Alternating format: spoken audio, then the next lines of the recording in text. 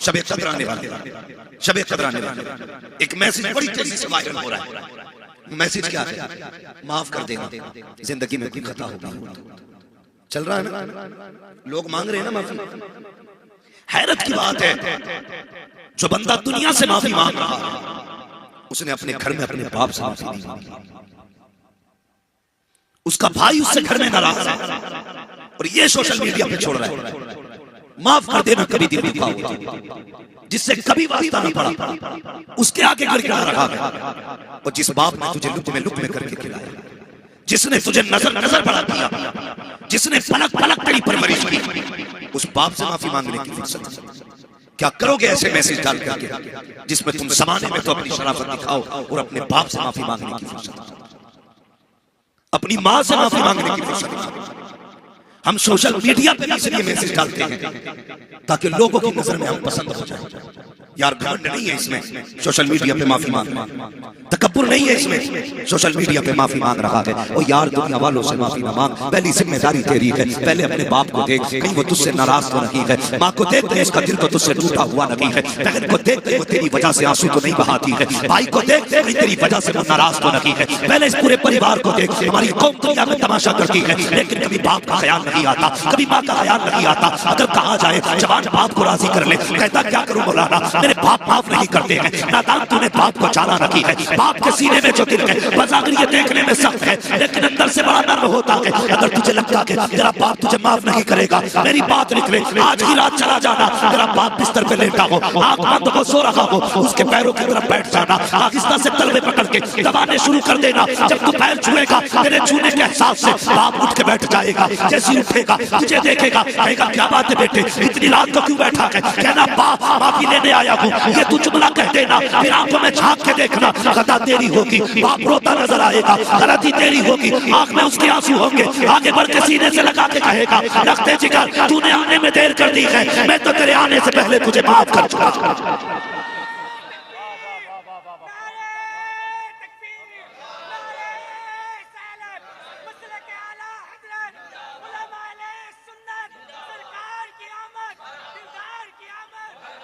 इज्जत करो माँ बाप की, ये वो दौलत है, अगर चले गए तो फिर नहीं मिलेंगे, फिर नहीं मिलेंगे। आज ये है तो तेरा पास मिलने का वक्त नहीं, आज ये है तो तेरे पास इनके पास बैठने का वक्त नहीं।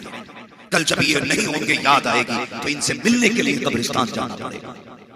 आज ये बोलते हैं, तू नहीं बोलता, कल तू बोलेगा, ये नहीं बोलेगा। तरस जाएंगे तेरे कान की आवाज सुनने, रोगे यार कहाँ गई वो दौलत। मेरा जवानों मेरे बच्चों मेरी बात गौर से सुनो। आज रात के 12 बजे घर में आते हो, बाप कहता है इतनी रात को कहाँ था? तो कहता मैं कोई बच्चा नहीं हूँ, मुझे रोकने की जरूरत नहीं है। अगर तू 3 बजे आए, तेरा बाप तुझे टोक देता है, इतनी रात तक आया बना रहा कर, तो तू अकड़ जाता अपने बाप पे। कसम खुदा की, ये आवाज तेरे लिए आजाद नहीं है, ये खुदा की रहमत है। रहमत है ये आवाज। कल जब ये आवाज बंद होगी और तू 3 बजे आएगा, कोई तुझे टोकने वाला नहीं होगा, कोई रोकने वाला नहीं होगा।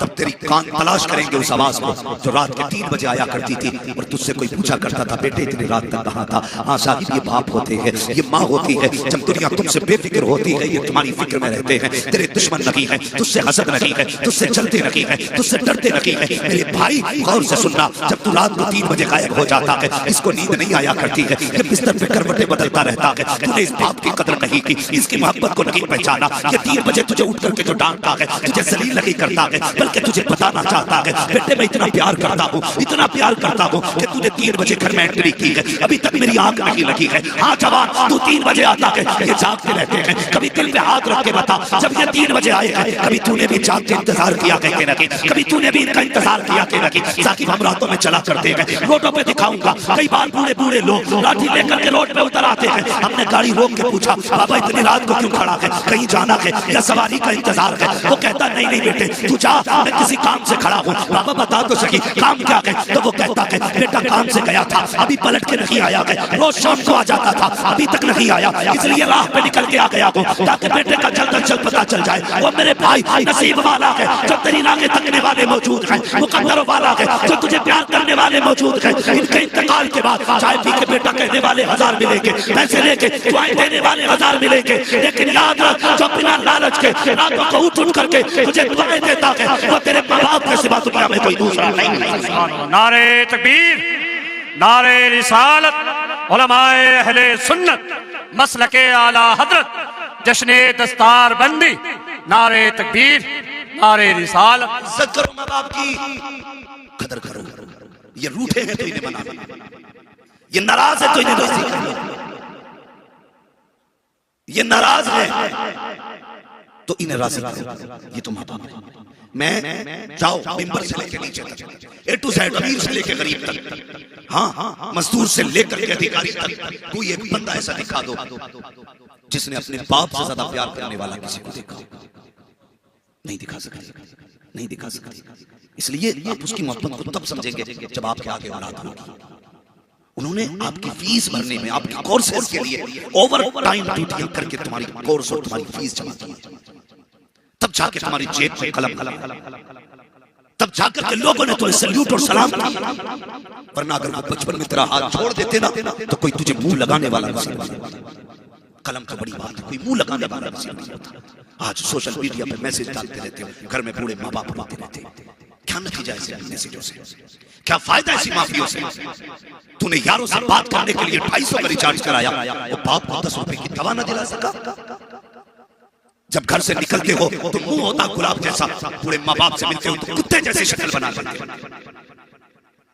इतना बोझ है बाप का लज्जा।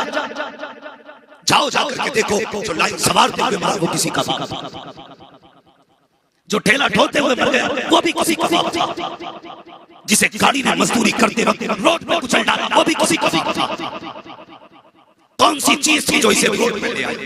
सिर्फ एक पेट की बात होती तो अपना पेट कुत्ता भी तान देता। औलाद के लिए ये रोड पे आया, इसने जान दे दी।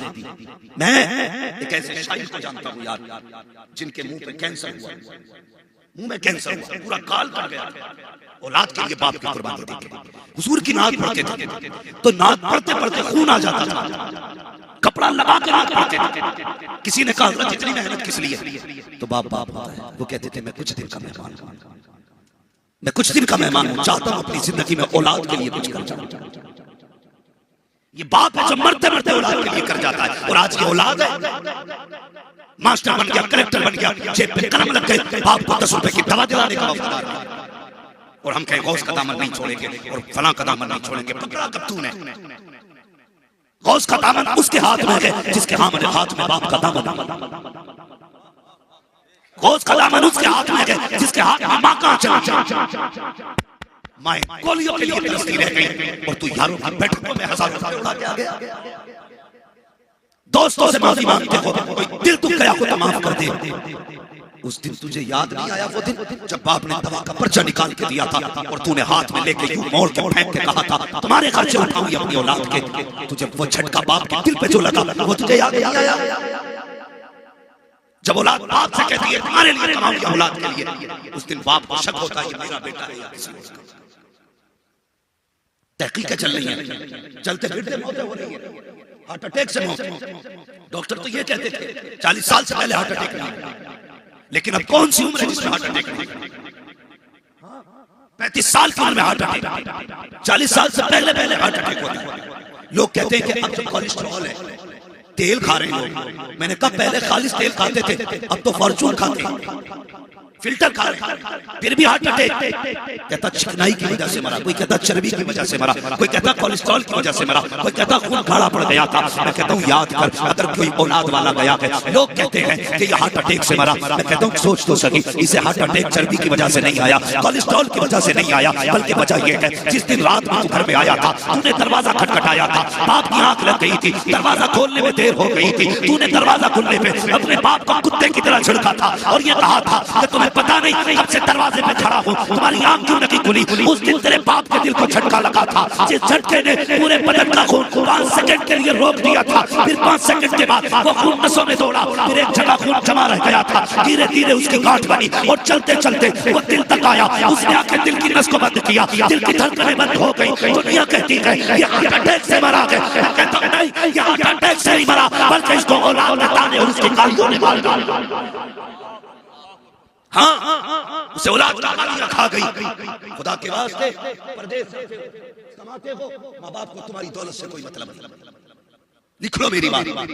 कई लोग कहते हैं हजरत जी मेरे माँ बाप जो है मेरे पैसे के पीछे, खुदा की कसम ये तेरे पैसे के पीछे नहीं पड़ते, मैं लिख के दे सकता हूँ, ये पैसे के पीछे नहीं पड़ते। ये अगर इन्हें पैसा प्यारा होता ना तो उस दिन इन्होंने पैसे से प्यार दिखाया होता। जिस दिन तेरे दिल के सुराख बंद हुए थे तब डॉक्टर ने कहा 10 लाख लगेगा, एक बाल पा जाएगा। इसने उस दिन अपनी जमीन बाप दादा ही जायदाद बेच के तेरे दिल में पानी डलवाया था। उस दिन इसे पैसा प्यारा नहीं था। लोग कहते मेरी बीवी से चलते मेरे माँ बाप, अगर ये चलते तो खुदा की कसम तेरे सेहरे वाले की जितनी खुशी तेरे बाप को होती है उतनी खुशी तेरे किसी यार चलते तो तेरा निकाह ही नहीं करते, ये तेरा गला दबा के मार देते, ये चलते नहीं। एक जवान कहने लगा मुझसे तकलीफ क्या है माँ बाप को जानते हो? एक जवान खुद कहता मुझसे, कहता हजरत मैं कुछ पूछना चाहता हूँ। मैंने कहा पूछ। उसने कहा बात यह है कि मैं जब घर में आता हूँ मेरी बीवी मुझसे लड़ती, मैं लड़के बगैर खाए खाना सो जाता हूँ, मेरी माँ देखती रहती है। लेकिन कहता इधर मैं करवटें बदलता रहता हूँ, उधर माँ करवटें बदलती रहती है। जब सुबह उठ के मैं काम पर बगैर खाए जाता हूँ ना मेरी माँ रोती है, वो चाहती है कि रात रात का खाना खिला देना, लेकिन मेरी बीवी की गालियों की वजह से मेरी माँ मुझे उठाने नहीं आती। वो कहता मैं क्या करूं? लोग खुल के क्या कह जा रहे हैं, जिन औरतों की वजह से तेरे माँ बाप परेशान है आग लगा दो, घर से निकाल दो, कह दो हमें औरत प्यारी नहीं है जो माँ की इज्जत नहीं कर सकती, हमें औरत प्यारी है जो हमारी माँ की भी इज्जत करेगी, हमारे बाप की भी इज्जत।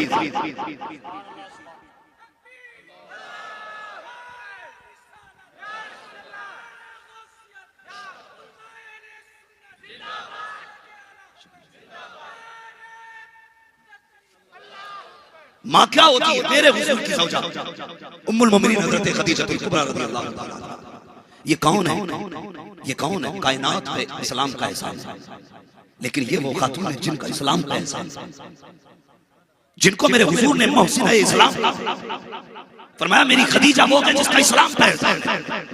मैं उन औरतों की बात नहीं करता जिनकी रात भी सीरियल के आगे गुजरती हो, जिनका दिन भी टीवी के आगे गुजरता हो। मैं उस माँ की बात करता हूँ जिसने इस्लाम का एहसान किया। जब हुजूर के निकाह में आई थी तो आपके कपड़ों में सोने के तार पड़े हुए थे, लेकिन जब दुनिया से जाने का वक्त आया था तो आपके कपड़ों में 16 पैबंद लगे हुए थे। वो खातून जिसको मलका अरब कहा जाता था, उसने सारी दौलत इस्लाम के लिए लुटा दी। वो खातून एक दिन ना हुजूर की रिजाई अम्मी, सगी अम्मी नहीं, रिजाई माँ, वो माँ नहीं जिसने पैदा किया, वो माँ जिसने दूध पिलाया, हुजूर के घर आ गई। उम्र 60 साल, हजरत हलीमा सादिया आई ना तो हजरत खदीजतुल कुबरा की दौड़े लग गई, कभी इधर से उधर, कभी उधर से उधर, हाथ बांध के खड़ी हो गई। मेरे हुजूर ने फरमाया खदीजा बैठती क्यों नहीं हो? बैठती क्यों नहीं हो? ये पूछा हुजूर ने। उम्मुल मोमिनीन हजरत खदीजा कहती हैं या रसूल अल्लाह आपकी माँ आई है। आपकी, जोर से बोले, आपकी बीवियों से डरते हैं? झूठ मत बोलो, डरते तो सभी होंगे, मगर मेरी बात क्या कहती है खदीजतुल कुबरा? हुजूर आपकी माँ, आपकी माँ आई है, मैं इसलिए खड़ी हूँ कहीं ऐसा ना हो हजरत हलीमा पानी का हुक्म दे और मुझे उठने में देर हो जाए। इस डर से खदीजा बैठी नहीं कि हजरत हलीमा के हुक्म पे उठने में देर ना हो। ये सास आज तो अगर माँ बेटे को आवाज दे बेटा उठ के जाए, कहां जा रहे हो? इसकी तो आदत है टकराने, ये तो भौंकती रहती है। मेरी बहन, मेरी बेटी, जिसके कदमों में तेरी जन्नत है ना, इसकी जन्नत तेरी सास के कदमों में।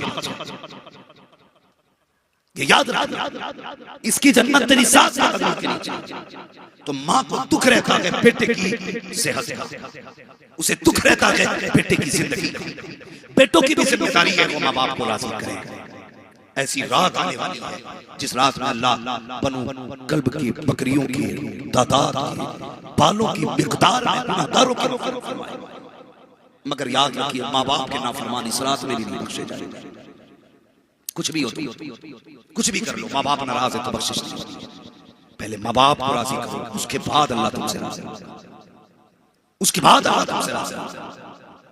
आएगी इबादत की रात, लोग एक दूसरे से कहेंगे आज रात भर जाग, इसलिए कह रहा था कि मेरे जागने का लिए गवाह हो। हाँ, हमारे कई सारे नौजवान गाड़ी का यूं एक्सीलेटर खींचेंगे, इलाके का कोई कब्रिस्तान नहीं जहां चक्कर न मार के आए। क्या मतलब है रत जगह? यही क्या हुर हुर करनी है पूरी रात? एक रकात नहीं पड़ी, टंकी फुल कराई, एक्सीलेटर खींचे जा रहे। क्यों? कि जाना चाहिए मज़ारों। कभी ये भी सोचा क्यों जाना चाहिए? सिर्फ चक्कर लगाने का हुक्म इसलिए कि जाओ कब्रों को देखो और अपनी मौत याद करो, इसलिए कब्रिस्तान जाना चाहिए।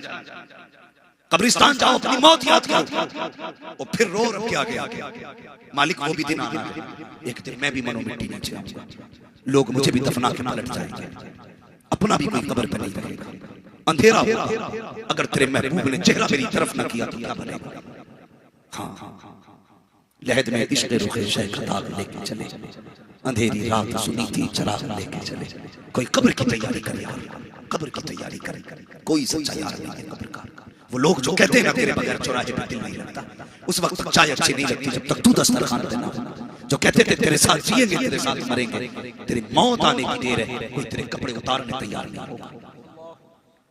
जो तेरे गले मिलते थे ना, वो तुझे हाथ लगाने तैयार नहीं होगा, हाथ लगाने, तेरे उतारे हुए कपड़ों को छूने से डरेंगे। जो तेरे साथ आते थे, जो तेरा झूठा खा लेते थे, तुझे गुस्ल के लिए हाथ लगाने नहीं आएंगे।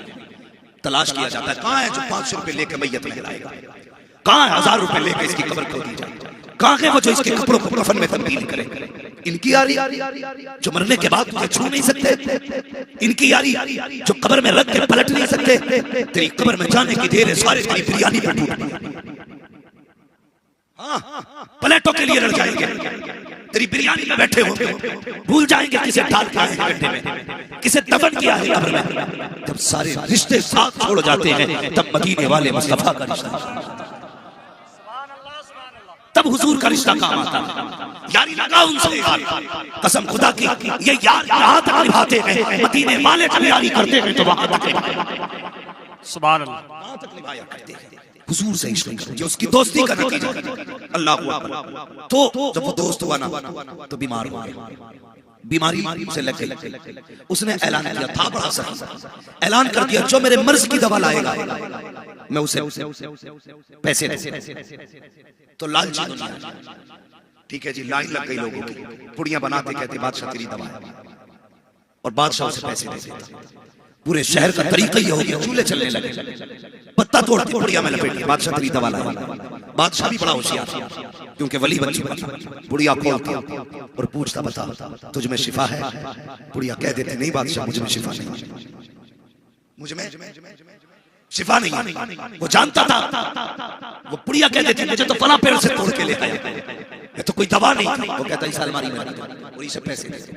इत्तेफाक से ना उसी गांव में एक माँ थी और एक बेटा था, मगर जानते हो थे दोनों तहज्जुद गुजार। बेटा कहने लगा, माँ कई दिन हो गए फाके करते करते, मुझे भी इजाजत दे, पुड़िया मैं भी ले जाऊं, घर का कुछ खर्च चल जाए। मैंने कहा, नहीं बेटे, मैंने तुझे हलाल के हुक्म से जवान किया, हराम का आज तक लुक़मा नहीं पड़ने दिया। यही वजह है पूरी रात तू रब के आगे खड़ा है, हलाल हुक्मों की बदौलत है जो तू सजदे करता है। बेटे ना, आज हराम का लुक़मा खा के अपनी रोजी कर। बेटे ने इसरार किया, माँ फिर कब तक ऐसी गरीबी झेलते रहेंगे? माँ ने कहा, बेटे अगर तुझे दवा लेके जानी है तो सुबह तक इंतजार कर। माँ थी, कोई गाने सुनने वाली माँ नहीं थी, टीवी के आगे डांस करने वाली माँ नहीं थी। वो माँ ऐसी थी, जब दुनिया सो जाती थी तो मुसल्ला बिछाती थी, मुसल्ला बिछाती थी। आज जब बेटे ने कहा ना मुझे पुड़िया लेके जानी है, माँ ने कहा सुबह तक का वक्त दे। माँ ने मुसल्ला बिछाया, कभी यासीन पढ़ रही है, कभी रहमान पढ़ रही है, कभी सूरे मुल्क पढ़ रही है। आधी रात से ज्यादा सजदों में गुजार दी, नमाज में गुजार दी। तहज्जुद का वक्त आ गया, जब फजर से पहले का वक्त आया, अब उसने हाथ उठा दिए, रो के कहती है, या अल्लाह आज तक कुछ नहीं मांगा है, ए मेरे मालिक, सुबह मेरा बेटा बादशाह के पास जाएगा, जो चीज लेके जाएगा अल्लाह बादशाह के हक में उसमें शिफा अता फरमा देना। एक माँ ने इतनी दुआ की, जब सुबह का वक्त आया, माँ ने दूध उठा के दिया, दम किया, ले बेटे दुनिया दवा लेके गई है, तू दूध लेकर के चला जा। बच्चे ने दूध की उल्टियां उठाई, बादशाह के दरबार में पहुंचा, कहा बादशाह मैं तेरे लिए दूध लेके आया हूँ, ये तेरी दवा है। जैसी बादशाह ने इतना सुना, बाल्टी हाथ में पकड़ी, दूध से कहा क्या तुझ में शिफा है? हर चीज से आवाज आ रही थी, बादशाह आज इसमें की शिफा नहीं, बल्कि जिसे हाथ लगा देगा उसमें शिफा हो जाएगी। इसलिए माँ ने मुसल्ला बिछा करके रब से तेरे लिए शिफा की भीख मांगा। नारे तकबीर। शुक्रिया शुक्रिया।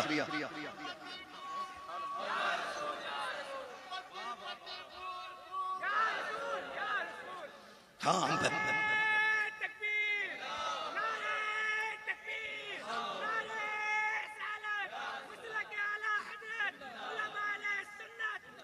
नियतों में खुलूस नहीं रहेंगे, हमारी खुलूस नहीं। सही बात यह है कि हम जब कोई काम करते हैं उस वक्त ये ख्याल भी निकल जाता दिमाग से कि खुदा देख रहा है, खुदा देख रहा है। अभी रस्म चली है सबक में इलाके में भी इज्तिमाई निकाहों की रस्म, मैं इससे इनकार नहीं करता। जो अहले सरबत लोग हैं मैं गुजारिश करता हूं आप गरीबों के निकाह में मदद करें उनकी। लेकिन तुम्हें खुदा का वास्ता, जो तस्वीरें मैं अखबारात में देखता हूं, सोशल मीडिया पे देखता हूं, दिल दुखता है, दिल दुखता है। 70 दूल्हे बैठाए जाते हैं, फोटो लिया जाता है, अखबार में चिपकाया जाता है, फला हजरत के हाथ से 70 लड़कों का निकाह, बेटियां सुर्ख जोड़ों में बैठाई जाती हैं। लेकिन कसम खुदा की जब उनके फोटो लिए जाते हैं वो दुल्हन नहीं लगती, सुर्ख जोड़ों में लिपटी हुई लाश। भरोसा मत करो, सांसों की डोरी टूट जाती है, छतें महफूज रहती हैं, हवेली टूट जाती है। किसी दिन प्यास के बारे में उससे पूछिए, जिसकी कुएं में बाल्टी होती है रस्सी टूट जाती है। आज रिजवान भाई हमारे बीच से अचानक चले गए। ये हम में से कोई नहीं जानता कि कल का सूरज किसने देखा है, कल सुबह तक कौन जिंदा रहे कौन ना रहे, ये किसी को कोई खबर नहीं है। और कितने ऐसे थे जो गुज़श्ता साल हमारे बीच थे और अब हमारे बीच नहीं रहे, और हम में से कितने ऐसे होंगे जो आइंदा साल यहां नहीं होंगे। लेकिन याद रखिएगा, किसी के जाने से दुनिया में कोई कमी नजर नहीं आती है। एक जाता है दूसरा उसकी जगह ले लेता है, दूसरा जाता है तीसरा आ जाता है, तीसरा जाता है चौथा आ जाता है। ये कभी कोई ये ना समझे कि हम जाएंगे तो फिर हमारे बाद क्या होगा। तुम चले जाओगे, तुम्हारे जैसे और सैकड़ों तैयार हो जाएंगे। जिंदगी नाज न कर, तेरा भरोसा क्या है, आदमी रेत की दीवार है रखा क्या है। भाई चलते फिरते मौतें हो रही हैं। थोड़ी देर पहले हम फोन पे बात करते हैं, फिर खबर आती है फलां का इंतकाल हो गया, फिर हम कहते हैं यार अभी तो मेरी बात हुई थी। अचानक आज आपका ऐलान, कल मेरा ऐलान, परसों फिर किसी का ऐलान। यही ऐलान मस्जिदों से होते रहेंगे। जाकर के देखो, जमीन खाली नहीं हो रही है और कब्रिस्तान भर नहीं रहे हैं। एक हद के अंदर लाखों कब्रें आ गई, लेकिन जमीन ने कभी ये नहीं कहा कि बस मेरी भूख पूरी हो गई है। ये तो हमारा रब बड़ा करीम है कि जो अच्छों को भी मिट्टी में छुपा देता है और नेकों को भी मिट्टी में छुपा देता है, वो किसी के राज खुलने नहीं देता है। आप कितने पाप करके जा रहे हैं ये सिर्फ अल्लाह जानता है। वो ये राज किसी को नहीं बताता कि मेरा बंदा जन्नती है कि जहन्नमी है। लेकिन हम भी अपनी सी थोड़ी कोशिश ऐसा करें कि जाते जाते हम पर किसी का कोई हक नहीं रहना चाहिए। ये सबसे ज्यादा जरूरी है कि हम कोशिश ये करें कि अपने जीते जी जो लोगों के हम पर हक हैं वो अदा कर जाएं। बहुत गौर से मेरी बात सुनिएगा, बहुत ज्यादा लंबी गुफ्तगू नहीं, तूफान नूह लाने से आखिर क्या फायदा। एक अश्क ही बहुत है अगर कुछ असर करे।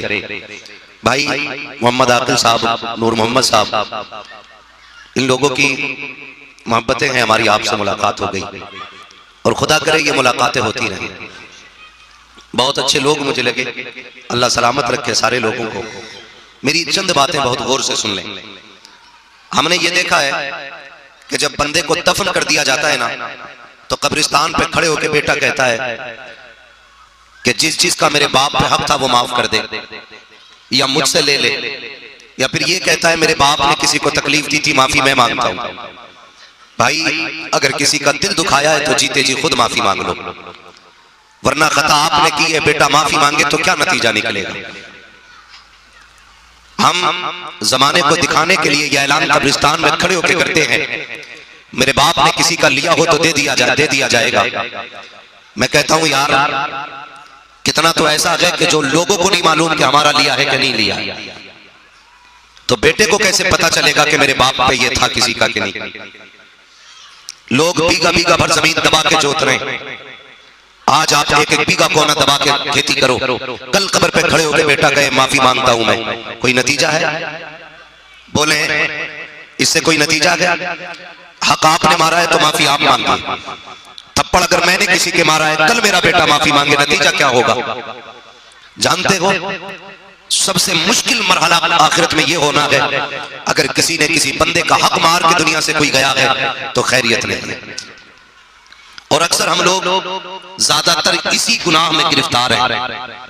कोई पड़ोसी का हक मार के बैठा है, कोई भाई का हक मार के बैठा है, कोई बहन का हक मार के बैठा है, कोई गरीब का हक मार के बैठा है, कोई हाकिम है तो मजलूम का हक मार के बैठा है। जब कयामत का दिन होगा अल्लाह मजलूम की आवाज इतनी तेज कर देगा कि जालिम अपनी कानों में उंगलियां डालेंगे और आवाज फिर भी उंगली पार करके कानों के पर्दों से टकराएगी। अहले महशर चीख के कहेंगे आज किसकी आवाज इतनी ऊंची है? तो फरिश्ते कहेंगे ये मजलूम है जिसकी दुनिया में कोई नहीं सुनता था, अल्लाह ने आज उसकी आवाज बुलंद कर दी है। आज हम ये सोचते हैं जिसे हम दबा लें, जिसे चाहे थपड़ा दें, जिसे चाहे साइड कर दें, हमारे सामने कौन आ सकता है? याद रखिएगा मौलाए कायनात मौला अली ने फरमाया था, ताकतवर से डरना या मत डरना, लेकिन कमजोर से हमेशा डरते रहना। कमजोर से हमेशा डरते रहना। किसी ने कहा था या अली कमजोर क्या कर लेगा? ताकतवर के पास पावर बदला ले सकता है, कमजोर क्या करेगा? हजरत अली ने फरमाया था जब ताकतवर बदला लेता है अपनी औकात के हिसाब से लेता है, लेकिन अगर कमजोर को सताया जाता है उसकी आह अर्श इलाही से टकराती है और वो अपना बदला खुद नहीं लेता है बल्कि उसका बदला परवरदिगार लिया करता है। लेकिन होता क्या है? आज सारी मुसीबतें कमजोर पे तोड़ी जा रही है। बुरा ना मानिएगा, ये कड़वी सच्चाई है और हमारा समाज इतना जालिम हो चुका है हम किसी पर रहम करने तैयार नहीं। ठेकेदार भी हैं हम, जमींदार भी हैं हम, प्रधान भी हैं हम, लेकिन बताओ तो सही किस प्रधान के घर से कितने यतीमों के चूल्हे जलते? मुझे बताए किस जमींदार के घर से किस बेवा के घर का खर्च चलता है? हम इतनी देर के लिए प्रधान होते हैं जितनी देर बेटे के सर पे सेहरा बनता है, उतनी देर के लिए जमींदार होते हैं जितनी देर बेटे के निकाह में आतिशबाजी होती है, उतनी देर के लिए दौलत वाले होते हैं जब तक रंडियां नचाई जाती है, उतनी देर के लिए पैसे वाले होते हैं जब बेटे की शादी पे डीजे बजाया जाता है। उस वक्त दौलत कहाँ चली जाती है? जब गरीब एक लुकमे के लिए तरसता है। उस वक्त अमीरी कहाँ चली जाती है? जब यतीमों के बदन पर चादर नहीं होती है। उस वक्त अमीरी कहाँ चली जाती है? जब बेवा के सर पे कोई पर्दे वाला दुपट्टा नहीं होता है। और यार अमीर वो नहीं होता है जब बेटे की शादी में लाखों में आग लगा दे। अमीर वो होता है जिसके पड़ोस में कोई गरीब भूखा नहीं सोना चाहता। सुभान अल्लाह, सुभान अल्लाह। बाबा हम अमीर भी हैं, पैसे वाले भी हैं, लेकिन फिर भी गरीब को हम तसल्ली नहीं दे सकते। बुरा मत मानना, ये कड़वी बातें जो मैं कह के जा रहा हूं। आप मेरे अपने हो, मेरी तकरीर तब यार को बेचैन करती है। सबब क्या है? वही कहता हूं जो दिल पर गुजरती है। पैसा सबके पास है, लेकिन खुदा की कसम जानते हो, सुने जरा तवज्जो करें, इंसान को मरते वक्त 3 चीजों की फिक्र होती है। कितनी चीजों की? सारे बोले कितनी? ये जो लोग नहीं बोल रहे क्या मरना नहीं है? मरना है ना सबको, इससे इनकार तो नहीं किसी को। कितनी चीजों की फिक्र होती है? 3 चीजों की फिक्र होती है। नंबर 1, मैंने जो दौलत कमाई इसका क्या होगा? नंबर 2, मेरे बाद मेरे बच्चों का क्या होगा? नंबर 3, कब्र में जाने के बाद मेरा क्या होगा? ये 3 फिक्रें होती हैं। मैंने जो दौलत कमाई, ये बिल्डिंग बनाई, ये इमारतें, ये जमीनें, इनको कौन इस्तेमाल करेगा? मैं इनके मजे नहीं ले पाया। नंबर 2, मेरे बच्चों को कौन देखेगा? नंबर 3, मेरा क्या होगा? ये 3 फिक्रें होती हैं। और गौर से सुनिएगा, मैंने तो यहां तक बुजुर्गों को फरमाते सुना है, बुजुर्गों को जब बंदे का इंतकाल होता है ना और रूह दरवाजे से बाहर जाती है तो मुड़ के अपने घर की तरफ देख के आवाज देके कहती है, ख्याल करना अपने पीछे यतीम और बेवा छोड़ के जा रहा हूं, अपने पीछे यतीम और बेवा छोड़ के जा रहा हूं। मेरे बच्चों को जलील न करना, मेरी बेवा को रुसवा न करना, मेरे यतीमों का ख्याल करना, मेरी बेवा के तन के कपड़े न उतारना।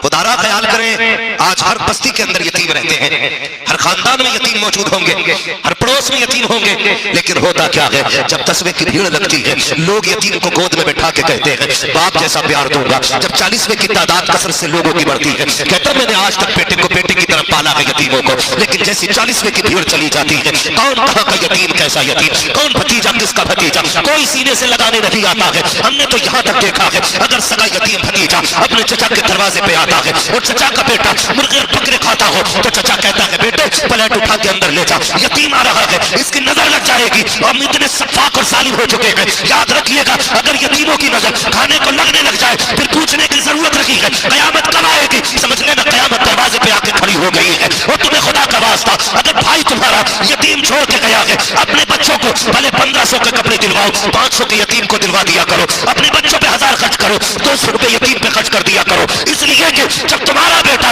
1000 के कपड़े पहनेगा तो तुम्हें खुशी होती है, जब यतीम 200 पहनता है तो परवरदिगार भी राजी होता है, मदीने वाला भी राजी होता है।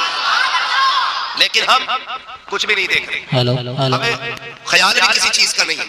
हम अपने मुआशरे को इतना खूबसूरत बनाएं कि बंदे को मरने की फिक्र नहीं होनी चाहिए। समझ रहे ना, किस चीज की फिक्र नहीं होनी चाहिए? मरने की फिक्र बंदे को नहीं होनी चाहिए। मैं तुम्हें बता दूं, अल्लाह का शुक्र है, हम बरेली वाले लोग। कौन है हम? बरेली वाले। लेकिन हमारे अंदर कुछ गलत रस्में आ गई है, वो भी मैं कह जाऊं, अल्लाह करे इन रस्मों का, गलत रस्मों का जनाजा निकले। क्या? सुने बहुत गौर से, ये जो मैयतों में डेगे की डेगे बन रही है ना, और वलीमों की तरह दावतें हो रही हैं, इसने बेड़ा गर्क करके रख दिया है गरीब का। पहले लोग कहते थे जीना मुश्किल है, लेकिन अब लोग कहते हैं मरना मुश्किल है।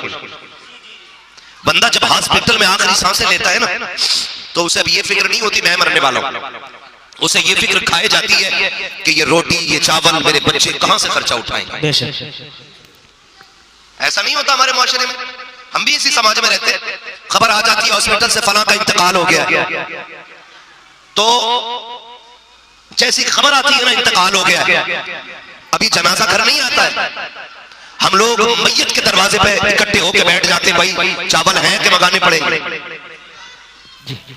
बिरयानी बननी है कि मेहमानों के लिए औरत गोश्त बनना है। तो चंद लोग मशवरा देकर कहते हैं भाई अंदर पूछवा लो, चावल हैं कि मंगाने पड़ेंगे। एक बंदा अंदर जाता है, कोई यतीम निकल के आता, क्या बात है, का बेटे अपनी अम्मी से पूछ के आओ चावल हैं कि बोल मंगाने पड़ेंगे।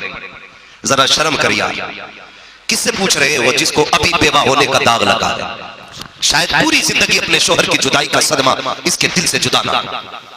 बच्चा अम्मी के पास आके कहता, माँ ये कौन लोग हैं जो बाहर चावल खाने की तैयारी कर रहे हैं, हमारे अब्बा की लाश अभी घर नहीं आई है, ये खाने के लिए पहले आ गए। माँ कहती है बेटे मुआशरे से मजबूर है, रोटी तो देनी पड़ेगी ना, इनसे कह दो हम तो पहले से हमारे घर में कुछ नहीं है, कह दो दुकान से चावल खरीद लाए।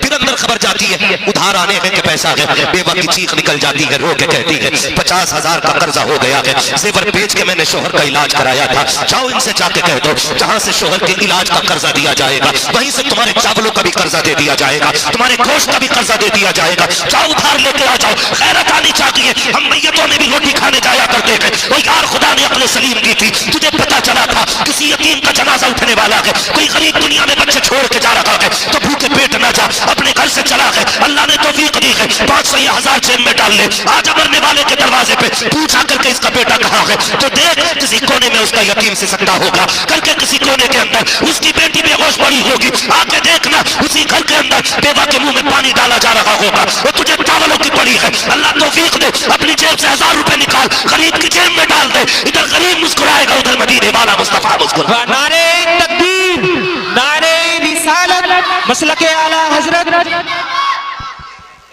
सुभान अल्लाह, सुभान अल्लाह। 6 पतीले बन रहे भाई, जो दूर से आए हैं नहीं पहुंच सकते, भूख का वक्त है, उन्हें खिलवा दो, मगर एहतमाम के साथ खाया जाता है। मर गया गरीब करते करते, यूं तो कफन भी महंगा, तख्ते भी महंगे, ऊपर से बिरयानियों के जलवों ने खाल उधेड़ दी गरीब की। कसम अगर जीने नहीं दे सकते, कम से कम चैन से मरने तो दिया जाए, मरने को तो चैन से लोगों को बंद करो ऐसे खाने जो फजूल के हों। खिलाना है सब आपके लिए, गरीबों को खिलाओ, यतीमों को खिलाओ, कुरान पढ़ने वालों को खिलाओ। ये नहीं है कि ठल हुए खा के चले जाए और पता भी नहीं हमारे बाप पे कर्जा है। क्या बनेगा जानते हो? 1 पैसे के बदले में ना 700 नमाजें ली जाएंगी, वो भी वो जो कबूल हुई होंगी। हाँ, जिसके अकाउंट में किसी का 500 रुपए का कर्जा भरेगा वो। अगर सोच रहे हो भाई यार जी के हिस्से में तो नमाज ही नहीं है, बच जाएंगे, सुनिए, अगर देने के लिए नमाजें नहीं होंगी तो जिसका कर्जा होगा उसके गुनाह उठा करके, कर्जे वाले का उठा के, मकरूज का उठा करके, मकरूज के जो गुनाह होंगे, कर्जे वाले के जो गुनाह होंगे वो मकरूज के सर पे रखे जाए। अल्लाह अकबर। है कोई ठिकाना? कह रहा देखी जाएगी, अभी दुनिया में मौज करने दो, देख लेगा। आखिरी तख्ता ने लगता है ना, चीखें निकल जाती है आखिरी तख्ते पे। मौलाए कायनात मौला अली कब्रिस्तान से गुजरे, आवाज सलाम किया आपने, जवाब आया वालेकुम अस्सलाम। हजरत अली फरमाने लगे बताओ तो सही कब्रिस्तान का हाल क्या है।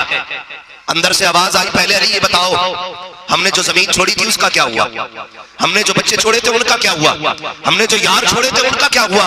हजरत अली फरमाने लगे जो जमीन छोड़ के आया था बच्चों ने बांट ली, और जिन्हें अकेला छोड़ के आया था आज वो खुद जिम्मेदार बने बैठे। कहा यारों का क्या हुआ? कहा तू चला गया उन्हें और यार मिल गए, तेरी कमी महसूस नहीं होती है? आप फरमाने लगे चल तू बता कब्र को कैसा पाया। उसने कहा ली जैसी पहला झटका लगाना, मौत की कड़वाहट में दुनिया के सारे मजे खत्म कर दिए थे। अल्लाह अकबर। पहले झटके ने सारी खुशियां भुला दी दुनिया की, पहला झटका जो कब्र ने दिया था। ओ भाई अल्लाह तौफीक दे, उस पैसे से कर्जे उतार दिया करो यतीमों गरीबों के, कर्जे उतार दिया करो। हम 500 के लिफाफे लेके जाते हैं, शादियों में लिख दिया जाए फला ने इतने हजार दिए, फला ने इतने हजार दिए। देना भी है तो कर्ज समझ के न दिया करो, इमदाद के तौर पे दिया करो। और इमदाद ही करने का शौक है तो शादी तो हो ही रही है और हो जाएगी। अगर अल्लाह तौफीक दे तुझे पता चले कि कोई रिश्तेदार हॉस्पिटल में है, जेब में 1000 डाल हॉस्पिटल जा, लिफाफा बना के अस्पताल लेके जा, वहां बिना नाम लिखे दे दे। खुदा की कसम इस पैसे से अगर किसी गरीब की जिंदगी का इलाज हो गया, मरने की देर है, कब्र में मुस्तफा के तेरे गुनाहों की बख्शिश की जमानत लेके आएंगे और कहेंगे मौला इसे बख्श दे, इसने गरीब का ख्याल किया था, इसका ख्याल करने मैं आ गया। वाह वाह सुभान अल्लाह सुभान अल्लाह, बहुत खूब। लेकिन हम तो लिफाफा भी वहां देते हैं जहां नाम हो। बेशक प्रधान ने दिया 6000 का लिफाफा, आग लगे लिफाफे को। हाँ इसके अंदर भी तो रात छुपा 5 दे रहा हूं 11 लूंगा, और कुछ इतने ढीठ होते लौटाते ही ना। तो जिसने दिया वो कह रहा है यार हमारे पूरे के पूरे ही दिलवा दो ना, ये काम ना करे। किसी को भी देना है ना तो फिर कर्जा समझ के ना देना, ताकि मरने के बाद उसकी मुश्किलें ना बढ़े, उसकी मुश्किलें ना बढ़े। समझ रहे ना मेरी बात? पैसों पे तवज्जो तो इन्हें ले जाइए, मगर सुनिए जो मैं कह रहा हूं, ताकि आखिरत की मुश्किलें ना बढ़े, ये जरूरी है। जानते हो आज कहते रहे देखिए आ जाएगा यार, बहुत गौर से सुनिए। सैयदुल अंबिया सारे नबियों के इमाम, जो महराज में गए तो अक्सा में सारे नबियों के इमाम बने, जो अर्शों पे पहुंचे तो फरिश्तों के इमाम बने, जो कायनात के इमाम बन करके आए। मेरे नबी की जिंदगी के बजागिर आखिरी अय्याम आए। हुजूर नबी करीम सल्लल्लाहु तआला अलैहि वसल्लम ने इरशाद फरमाया बिलाल जी आमीना के लाल का पूरे मदीने में ऐलान कर दो लोग मुझसे मुलाकात के लिए आ जाए। हो सकता है कि आज ये मेरी और लोगों की आखिरी मुलाकात हो। जब मदीने शरीफ में यह ऐलान हुआ तो बच्चे और बूढ़े लोगों की चीखें निकल गई, क्योंकि उनका तो तसव्वुर ही नहीं था हुजूर के बगैर जिंदगी गुजारने का। वो तो जानता ही नहीं थे हुजूर के बगैर जिया कैसे जाएगा। लोगों की चीखें निकल गई, दौड़ पड़े। मेरे नबी चौक में बैठे, सहाबा के सहारे से आके बैठे। आका करीम ने ऐलान किया लोगों मुझ पे किसी का हक हो तो ले ले। मैं इस हाल में अपने रब से मिलना चाहता हूं कि मुझ पे किसी का कोई हक नहीं होना चाहिए। समझ गए इतनी बात? मैं इस हाल में अपने रब से मिलना चाहता हूं कि मुझ पे किसी का कोई हक ना हो। अब मैं बापों से भी गुजारिश करूंगा जो बेटों के साथ नाइंसाफी करके जाते हैं, औलाद के साथ नाजायज बर्तावे करके जाते हैं। अगर तुम पर औलाद का हक है, औलाद पर तुम्हारा हक है, औलाद को तुम्हारे बारे में हिसाब देना है तो तुम्हें भी औलाद के बारे में हिसाब देना है। ये ख्याल रखिएगा, किसी बेटे के साथ नाइंसाफी न करना। मेरे हुजूर ने फरमाया जिसका मुझ पे कोई हक है वो ले ले। कौन कह रहा है? ये वो कह रहा है जो कायनात को जन्नत बांटने आया है, जिसने लोगों को रिश्तों का मतलब समझाया है। वो कह रहा है जिसने खाली झोलियां भरी है, जिसने गरीबों को अमीर बनाया। वो कह रहा है जिसका मुझ पे हक हो तो ले ले। जिसका एक एक इंसान के एक एक बाल पे एहसान है, वो कह रहा है जिसका मुझ पे हक है वो ले ले। कह रहा मैं देख लूंगा, जो होगा देखा जाएगा। कोई नहीं आता देखने के लिए। खुशफहमी में ना रहना। जाते हैं ना कब्रिस्तान? जाते हो? जो नहीं जाता है ना उसे फिर 4 लोग लेके जाते हैं। जो खुद जाता वो लौट के आ जाता, जिसे 4 लेके जाते हैं वो फिर नहीं आता। आला हज़रत फरमाते हाय गाफिल वो क्या जगह है जहां 5 जाते हैं 4 फिरते, एक वहीं रह जाता है 5। जाया करो, कब्रें देखी है, ऐसी भी होती है कब्रें जो ऊंची होती है, ऐसी भी होती है जो प्लेन हो गई, ऐसी कब्रें भी हैं जो गड्ढे बने हैं जिन कब्रों में आज लकड़ियां हड्डियां नजर आती है, ऐसी भी कब्रें। जाओ किसी 100 साल के बुड्ढे का हाथ पकड़ के कभी कब्रिस्तान लेके जाओ और निशान लगा के पूछो अब्बा ये किसकी कब्र है, वो कहेगा इसकी लाठी से धुआं निकलता था। ये जो कब्र बैठी हुई है ना बेटे, ये कहता था मेरे सामने कोई नहीं टिकता है, बड़े बड़े अमीर लेटे हुए हैं मिट्टी में, जाके देखो जिन्हें घमंड था अपनी दौलत पर वो भी मिट्टी का आज खुराक बने हुए हैं। जो हुस्न पे इतराते थे आज उनकी हड्डियां गल रही है, जिनकी ताकत के लोग कस्से पड़ते थे आज मिट्टी खा गई उनके बदनों को, कोई नहीं बचा है। तेरी मेरी औकात क्या है, एक दिन तुझे और मुझे भी मिट्टी के अंदर जाना है। मेरे नबी ने फरमाया था किसी का मुझ पे हक हो तो ले लिया जाए। सहाबा की चीखें निकल जाती है, या रसूल अल्लाह हमारी औकात, हम तो गए गुजरे थे, हम तो जहन्नम के किनारे पे खड़े थे, आका आपने हाथ पकड़ा जन्नत के दरवाजे पे लाके छोड़ा है। आप हक की बात करते हैं, या रसूल अल्लाह जिंदगी आपने दी है, उसूले जिंदगी आपने दी है, आपका हक कैसे हो सकता है? मेरे नबी जान भी देते तब भी आपकी गुलामी का हक अदा नहीं हो सकता है। मेरे नबी की बारगाह में सहाबा इस तरह गुजार हो रहे हैं, इतने में एक शख्स ने खड़े होकर कहा था या रसूल अल्लाह मेरा हक बाकी है। जैसे इतना कहा है अबू बकर सिद्दीक की चीख निकल जाती है, खबरदार चुप हो जा, क्या कह रहा है तुम, जुमले पे गौर तो कर, किससे कह रहा है हक बाकी है? अल्लाह अकबर। जैसे हजरत अबू बकर ने इतना कहा है हजरत उमर की चीख निकली, आगे बढ़ के कहते हैं यार देख तो सही, मेरे नबी की इतनी तबीयत खराब है, बुखार इतनी शिद्दत का है कि हाथ माथे पे नहीं रखा जाता है और तू नबी से बदले लेने की बात करता है। कहा चल पता तेरा बदला क्या है? उसने कहा कि एक दिन मैं सब में खड़ा था, हुजूर सबको सीधा कर रहे थे, हुजूर के हाथ में कोड़ा था, हुजूर ने जब कोड़े को घुमाया मेरी कमर पे लग गया था, आज मुझे अपने कोड़े का बदला चाहिए। जैसे इतना सहाबा ने सुना चीखें निकल जाती है, सफे मातम बिछ जाती है, होश तो कर। हजरत उमर चाहते थे आगे बढ़ के सवाल पकड़ ले, लेकिन नबी ने इशारा कर दिया उमर खबरदार आगे न बढ़ना, ये मेरा और मेरे उम्मती का मामला है, आज हक का मामला है, जिसका जो भी हक होगा वो दिया जाएगा। ये मेरे नबी कह रहे हैं, अल्लाह अकबर। आका करीम फरमाते हैं लेने तो सहाबा, बता प्यारे क्या हक है? का मेरे कोड़ा लगा था। आका करीम फरमाते हैं जाओ सलमान मेरी बेटी फातिमा के घर चले जाओ, उनसे जाके कहना वो जो कोड़ा रखा हुआ है वो दे दिया जाए। सलमान दौड़े दौड़े गए हैं, सैयदा कायनात जन्नत के दरवाजे पे गए, दस्तक हुई, आवाज आई, मंदक्कल बाप कौन दरवाजे पे आया है? कहा मैं तुम्हारा चचा सलमान हूँ। चचा कैसे आना हुआ? कहा हुजूर ने कोड़ा मंगाया है। क्या जरूरत पड़ गई मेरे बाबा को?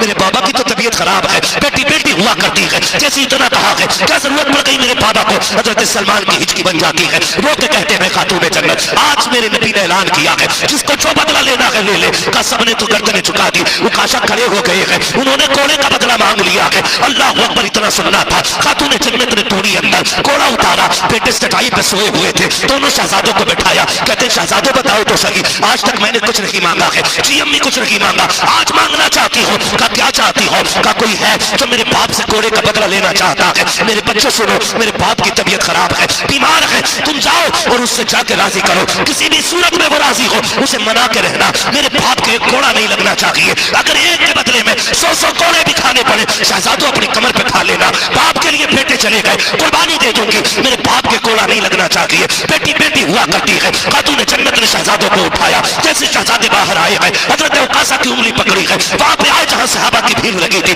बताओ ना चाचा कौन है जो हमारे नाना से बदला लेना चाहता है? हजरत सलमान फारसी ने उकाशा की तरफ इशारा किया, वो जो खड़ा है देखो, वो उकाशा हुजूर से बदला लेना चाहता है। तोड़े हैं शहजादे, अल्लाह अकबर। तोड़ने के बाद हजरत उकाशा का हाथ इमाम हसन ने एक तरफ से पकड़ा, दूसरी तरफ से इमाम हुसैन ने पकड़ने के बाद रोके कहते हैं चाचा उकाशा हमारे नाना के कोड़े न मारना, एक के बदले में अगर 100 मारने हैं हमारी कमर हाजिर के मार लिया जाए। अल्लाह अकबर। शहजादों ने रोक के इतना कहा, चीखें बुलंद हो गई थी सहाबा की। आका करीम ने कहा शहजादों पीछे हट जाओ। अल्लाह अकबर। शहजादे पीछे हटे गए। मेरे नबी कहते उकाशा अपना बदला ले लो। हजरत उकाशा आगे बढ़ के कहते हैं या रसूल अल्लाह जब मेरे कोड़ा लगा था उस वक्त मेरी कमर पे कपड़ा नहीं था, आका अपनी कमीज उतार दीजिए। अल्लाह अकबर। वो पैगंबर जो कायनात के दर्द को बांटने के लिए आया था, हालत बुखार है, शिद्दत की बीमारी है, बैठा नहीं जा रहा है, एक रंग चेहरे पे आता है दूसरा चला जाता है, ये आलम था हुजूर की तबीयत और बुखार का जैसी कमीज उतारने की बारी आई है, सहाबा की चीखें निकल गई। अबू बकर ने अपनी दाढ़ी पकड़ी, आगे बढ़ के कहते ले तुझे सफेद दाढ़ी का वास्ता,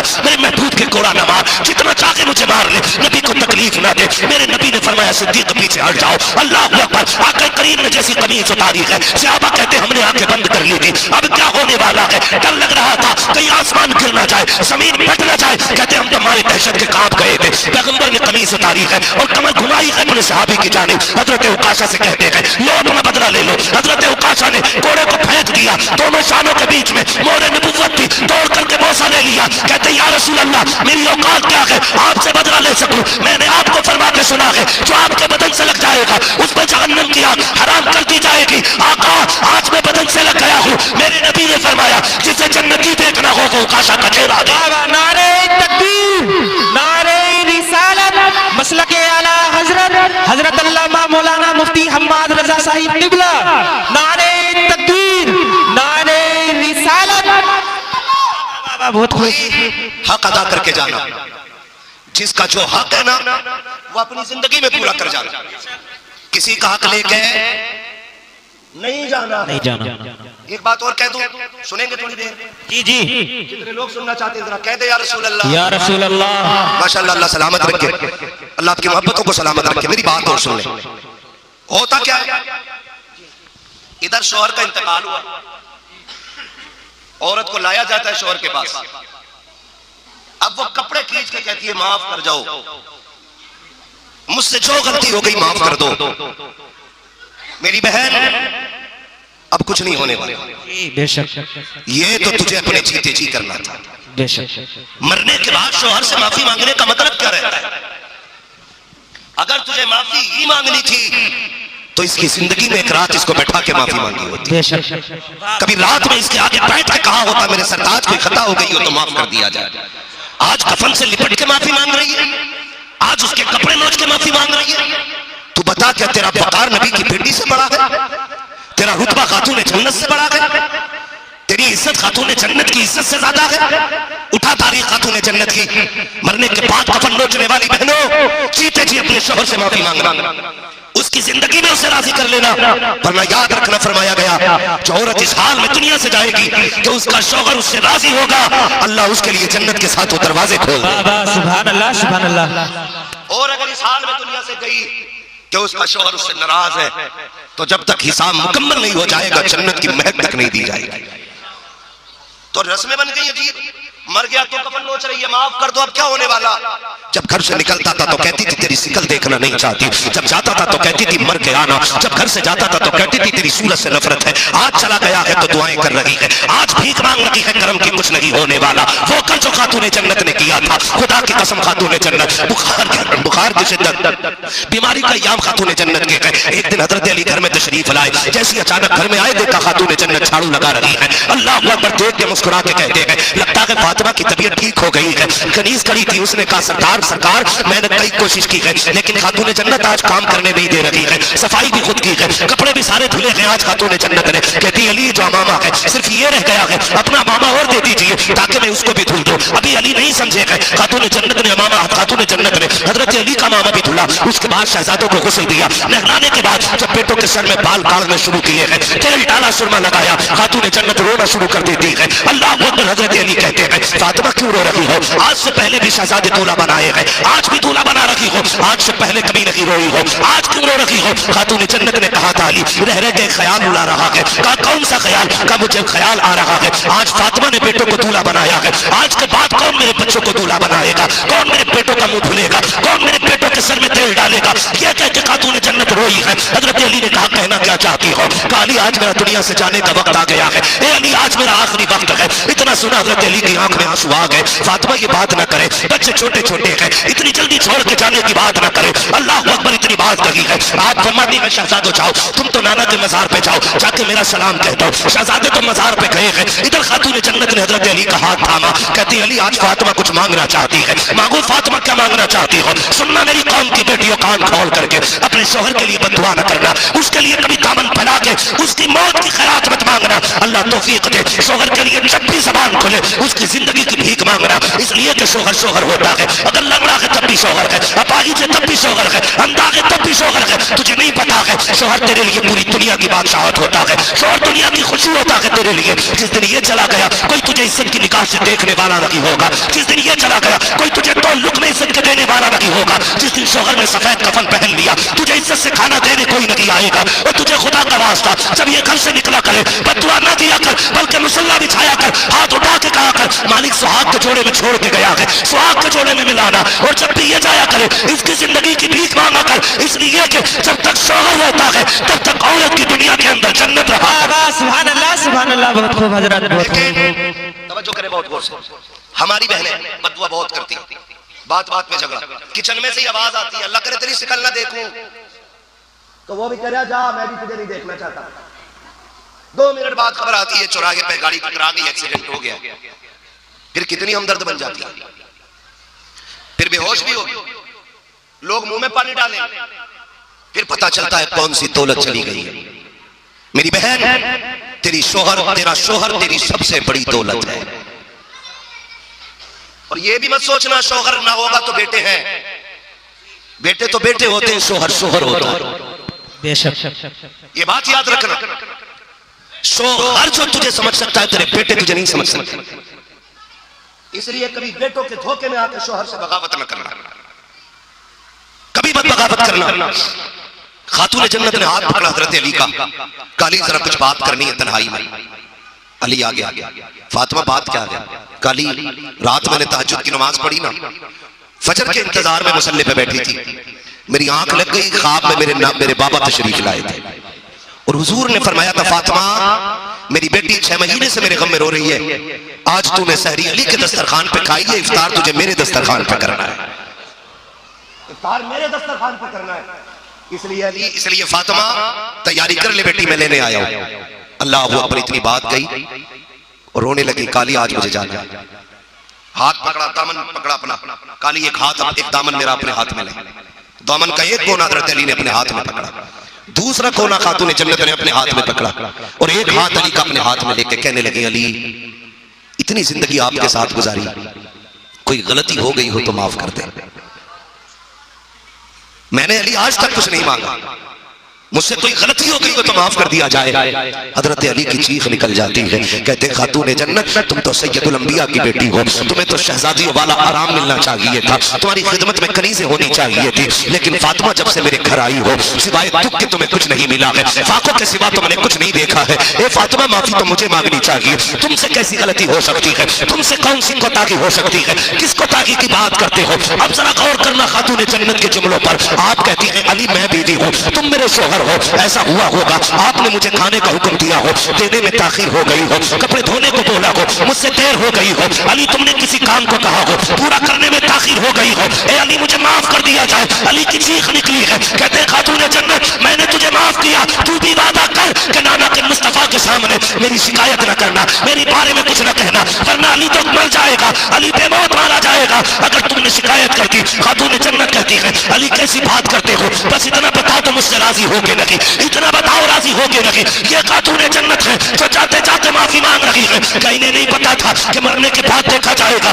अल्लाह अकबर, खातून जन्नत ने माफी मांगी। अगली बात हजरत अली से कही, कहने लगी ए अली मेरे बाद तुम दूसरा निकाह करोगे, अपनी बीवी के साथ जिंदगी गुजारोगे, ये देखो बेटे छोड़ के जा रही हो, बेटी छोड़ के जा रही हो, 29 दिन उन बीवी के साथ रहना, लेकिन एक दिन मेरे बच्चों के साथ गुजार लिया करना, मेरे बच्चों के साथ एक दिन गुजार लेना, इसलिए कि मेरे बच्चे मेरे बगैर कभी तन्हाई महसूस न कर पाए। अल्लाह अकबर। अब खातून जन्नत का अगला जुमला सुने, फरमाती है ए अली अगर मैं कब्रिस्तान चली जाऊं वक्त मिल जाया करे, एक दिन मेरी कब्र पे भी आ जाया करना, मुझे तुम्हारे आने का इंतजार रहा करेगा। अल्लाह अकबर। ये खातून जन्नत है, मामले साफ करके जा रही है। फिर उसके बाद अली कहते हैं खातून जन्नत अंदर चली गई और कमरा बंद किया, कहते पता नहीं चला क्या हुआ, अलबत्ता इतना है कि जब वो अंदर गई वो ये दुआ करती है ए मेरे परवरदिगार मैंने जिब्रील से भी हया की है, मीकाईल से भी मुझे शर्म आती है, अब इजराइल को न भेजना, मेरी रूह खुद निकालने जैसे तेरी मर्जी चाहे, लेकिन मेरे मालिक मेरे पास मलकुल मौत को न भेजना, मुझे हया है कि थी, कहते अंदर से आवाज आ रही थी,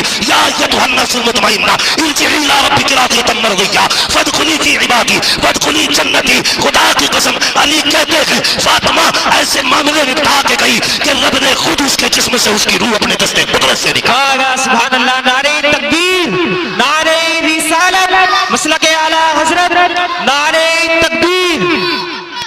मेरी बहनों, जीते जी अपने शोहरों से मामला साफ करो, माफी तलाफी जिससे करनी है जीते जी करो। मेरे भाइयों, आप भी अपने जीते जी अपने मामला फाइनल करें, मरने के बाद का इंतजार ना करना।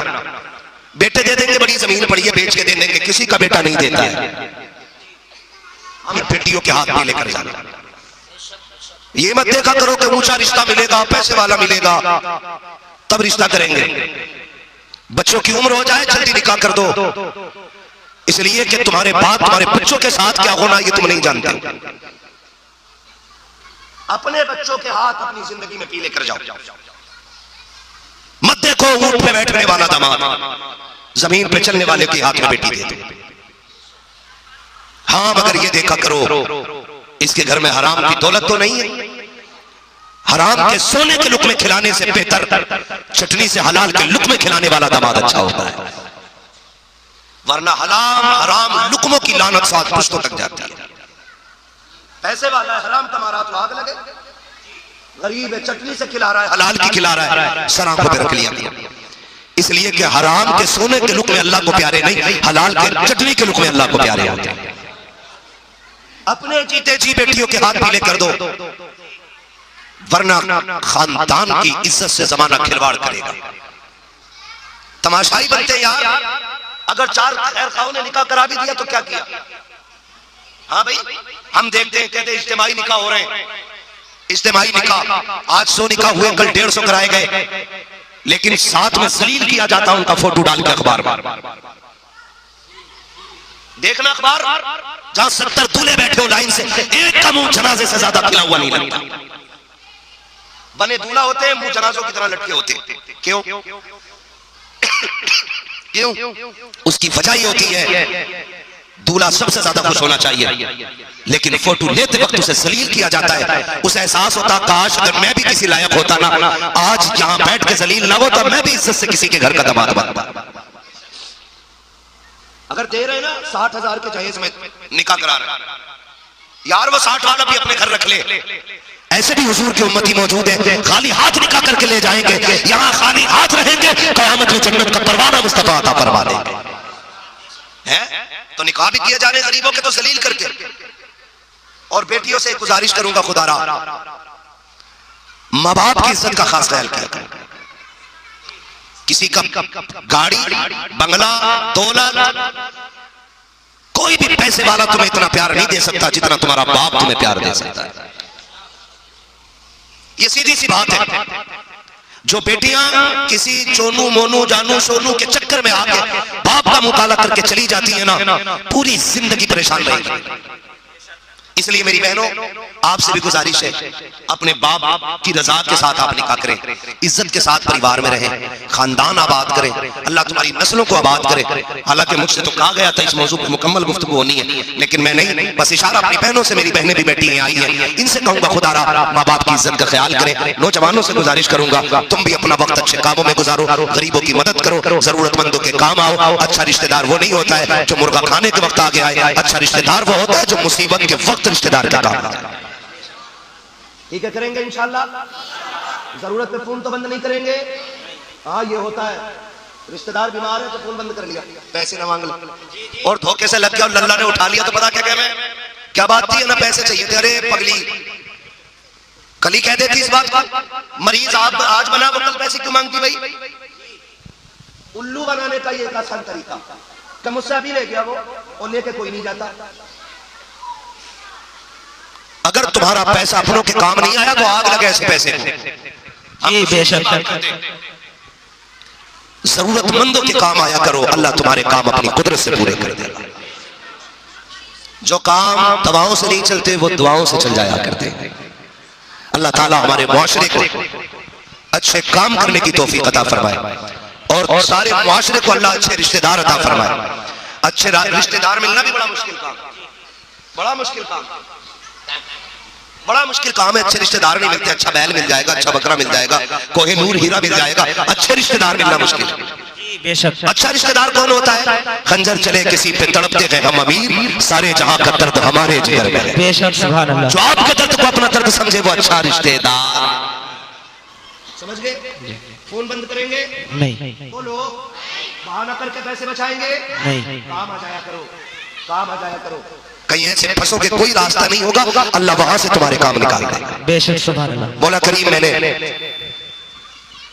जो बातें कही इसके बोलने में अहमद साहब जो लफ्ज़ खता हुई वो अल्लाह माफ फरमाए, और मौला करीम इस महफिल पाक के सदक़े में रिजवान भाई की बेहिसाब मग़फ़िरत फरमाए। अल्लाह उनके बच्चों के इमदाद के गैब से असबाब मुहैया फरमाए। मौला करीम उन यतीमों की जान माल इज्जत आबरू की हिफाजत फरमाए।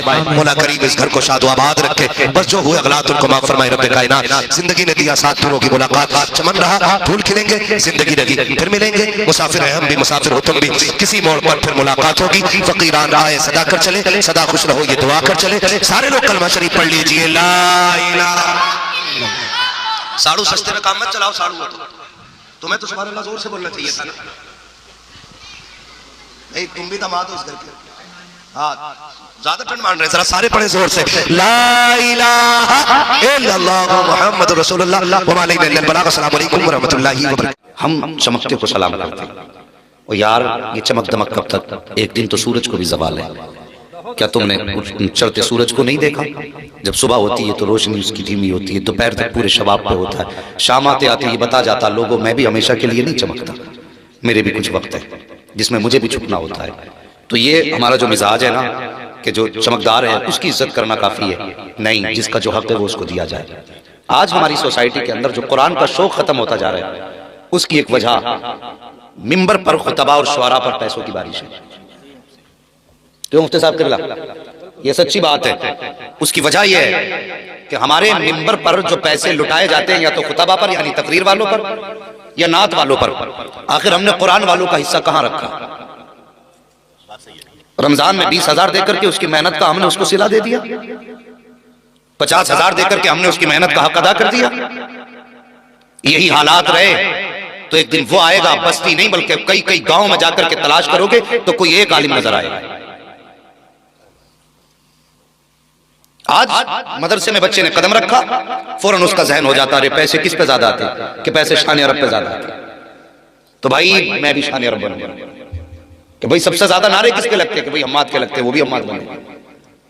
मैं एक बात कहता हूं, जैसे हम महफिलों में खुतबा का सिलेक्शन करते हैं, इंतखाब करते हैं, शुरा का करते हैं, वैसे एक मशाक कारी का भी किया करें, एक मशाक कारी का भी इंतखाब किया करें और उसको भी उसी शान के साथ सुना जाए जिस तरह कुरान, जिस तरह खतीब के खिताब को सुना जाता है, नात खां के नात खानी को सुना जाता है, इसी तरह से हाफिज कुरान की तिलावत सुनो। अगर पैसे लेने का हक शुआरा का है, पैसे लेने का हक खुतबा का है, तो उससे ज्यादा कहीं हक पैसे लेने का हक कुरान के कारी का है। अपने बच्चों को कुरान का कारी बनाना चाहते हो तो अगर कोई कुरान का तिलावत करने वाला हो, होता क्या है इब्तिदा में कुरान की तिलावत कराई जाती है और इस हाल में कराई जाती है न सुनने वाला है न सुनाने वाला है, कुरान की तिलावत हो रही है, बड़े बेदिली के साथ कुरान पढ़ा जा रहा है। हाँ साहिब, अगर महफिलों में कुरान का शौक पैदा करना चाहते हो तो एक अच्छे कारी का इंतखाब करो जो मशाक भी हो, जिसके लहजे में जादू है, जिसके अंदाज में असर हो, जब वो पढ़े तो हवाएं थम जाए, जब वो पढ़े तो फरिश्ते, जब वो पढ़े तो परिंदे रुक जाए। ऐसे कारी का इंतखाब करो जब वो कुरान पढ़े उस पे पैसे लुटाओ। खुदा की कसम, अगर तेरा बेटा कुरान पढ़ने वाले को देखेगा तो ये बाद में सोचेगा कि खतीब बनना है, ये बाद में सोचेगा कि शायर बनना है, सबसे पहले मदरसे की तरफ रुख करेगा तो ख्याल ही आएगा खतीब बनूं न बनूं, कुरान का कारी पहले बन के दिखा है। सुभान अल्लाह, नारे तकबीर, नारे रिसालत, मसलके आला हजरत अज़मते कुरान, नारे तकबीर, नारे रिसालत। बहुत अच्छे जिंदाबाद। इसका भी ख्याल करो, कुरान के कारियों की इज्जत करो, इनकी कद्र करो। हमने कुरान वालों को सिर्फ इमामत तक महदूद कर रखा है। मिजाज हमारा कि हाफिज जी बनाएंगे अल्लाह को कहीं ना कहीं मस्जिद मिलेगी, टाइम तो कटता ही रहेगा अल्लाह का, ये सोच के हमने बच्चों को पढ़ाया। मुझे बताओ तो सही, हमने कितनी बड़ी जिम्मेदारी मस्जिद की दी। माजरत चाहता हूं, बड़े बड़े काबिल लोग मेंबर शरीफ पर हैं, नमाज पढ़ाना बड़ा मुश्किल काम। मैं समझता हूं सबसे बड़ा काम अगर है तो वो नमाज का। और लेकिन मस्जिद में कुछ लोग ऐसे भी इंतजार में बैठे रहे, इमाम साहब कब घर को जाएंगे, मैं मुसल्ले पे चढ़ूंगा। ये मिजाज है लोगों के। किसी ने सरकार आला हज़रत इमाम अहमद रज़ा खान फाजिल बरेलवी अलैहि रहमत व रिज़वान से पूछा, हुजूर आपको कितना इल्म है? आपने फरमाया बस यूं समझ लो कि अपनी नमाज दुरुस्त पढ़ लेता हूं। कितना इल्म चाहिए नमाज के लिए? आला हजरत जैसा शख्स कहता कि बस मैं अपनी नमाज दुरुस्त पढ़ लेता हूं। आज देखो वुजू के फराइज भी याद नहीं, मुसल्ले पे खड़े हो जाते। हाँ, और कितनी जगहों पर हमारी मेख की आदत है, बोले कि आज अंगूठा हिल गया इमाम का, ऐसा लग रहा है जैसे अंगूठा ना कोहे तूर हिल गया हो। पूरे मोहल्ले में अंगूठा हिल गया इमाम साहब का। तू नमाज पढ़ रहा था कि इमाम का अंगूठा ही देख रहा था? तो सोचो तो सही, पूरी नमाज इमाम के पीछे बैठ के पढ़ता, बाहर निकल के कहता सब कुछ ठीक है, लेकिन इमाम साहब को नमाज पढ़ानी नहीं आती। वो कमियां निकाल रहे हैं जिन्हें सही से कलमा तक याद नहीं। ये कयामत की निशानियों में से एक निशानी है। जब बेइल्म लोग फतवे देने लगे तो समझो कयामत सर पे आ गई। खड़े होकर लोग कहते थे नहीं जी उसको ये नहीं आता, उसको वो नहीं आता। ओ भाई ख्याल कर अपने गिरबान में झांक, तुझे कितना आता है, तुझे कुछ आता कि नहीं आता है?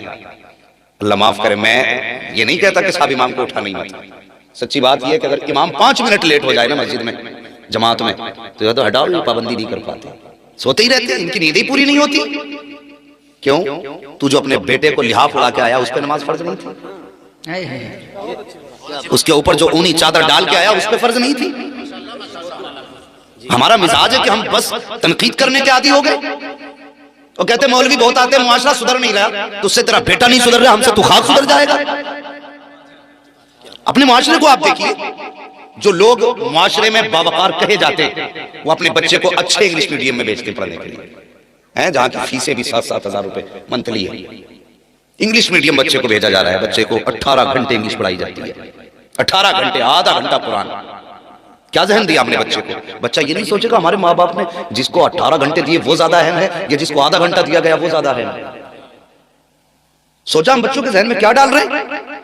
और बच्चा अगर आधे घंटे में 5 मिनट ताखीर से आए तो बाप फोन करके कहता मौलाना अभी तक बेटा नहीं आया, पता नहीं है स्कूल को लेट हो रहा है। वो हया कर, शर्म कर, तूने बच्चे के जहन में क्या डाला कि कुरान की अहमियत नहीं है, कुरान का वकार नहीं है। और उसके बाद कहते मौलाना बच्चे की गाली नहीं छूट रही है, बच्चा सुबह उठ के डांस करता, मुझे बता तो सही 8 साल तूने बच्चे की परवरिश की है, 90 साल में मस्जिद में बच्चे को तूने भेजा है, मुझे बता तो सही 8 साल में तूने कितनी तब्दीली की है? तुझे क्या लगता है कि तेरी 18 साल की गफलत का मौलवी 1 साल में इलाज कर देगा? जो तूने 8 साल तक तूने लापरवाही बरती है उसका मौलवी 5 दिन में इलाज कर देगा? और भाई बच्चों की परवरिश 10 साल के बाद नहीं होती है। हमारा इस्लाम हमें सिखाता है जब बच्चे माँ के शिकम में आ जाया करते हैं तभी से बच्चों की परवरिश का एहतमाम किया जाए। जब बच्चे माँ के शिकम में आ जाए तो माँ की जिम्मेदारी है कि वो गाने न सुना करें, बेवक्त सोया ना करें, फजूलियात में न लगा करें। लेकिन बात क्या है बता तो सही, आज हम रिश्ते ही से बुनियाद गलत डाल देते हैं। जरा गौर करना प्यारे अंदाज़े बयां, मेरा बहुत शौक नहीं है, शायद कि उतर जाए तेरे दिल में मेरी बात। जब किसी भी बच्चे का रिश्ता किया जाता है तो वो भी कहता मेरा बीवी को देखने के लिए मेरा खलेरा भाई जाएगा, मेरा फुफेरा भाई जाएगा। और भाई इनके लिए तो इस्लाम ने गुंजाइश नहीं रखी है, जिनको तू देखने के लिए भेज रहा है तेरे लिए गुंजाइश थी, वो भी इस हिसाब से थी कि ऐसे देखता कि देखने वाले को पता न चलता कैसे देखा गया है। अल्लाह अकबर, लेकिन खलेरे फुफेरे भेजे जाते हैं।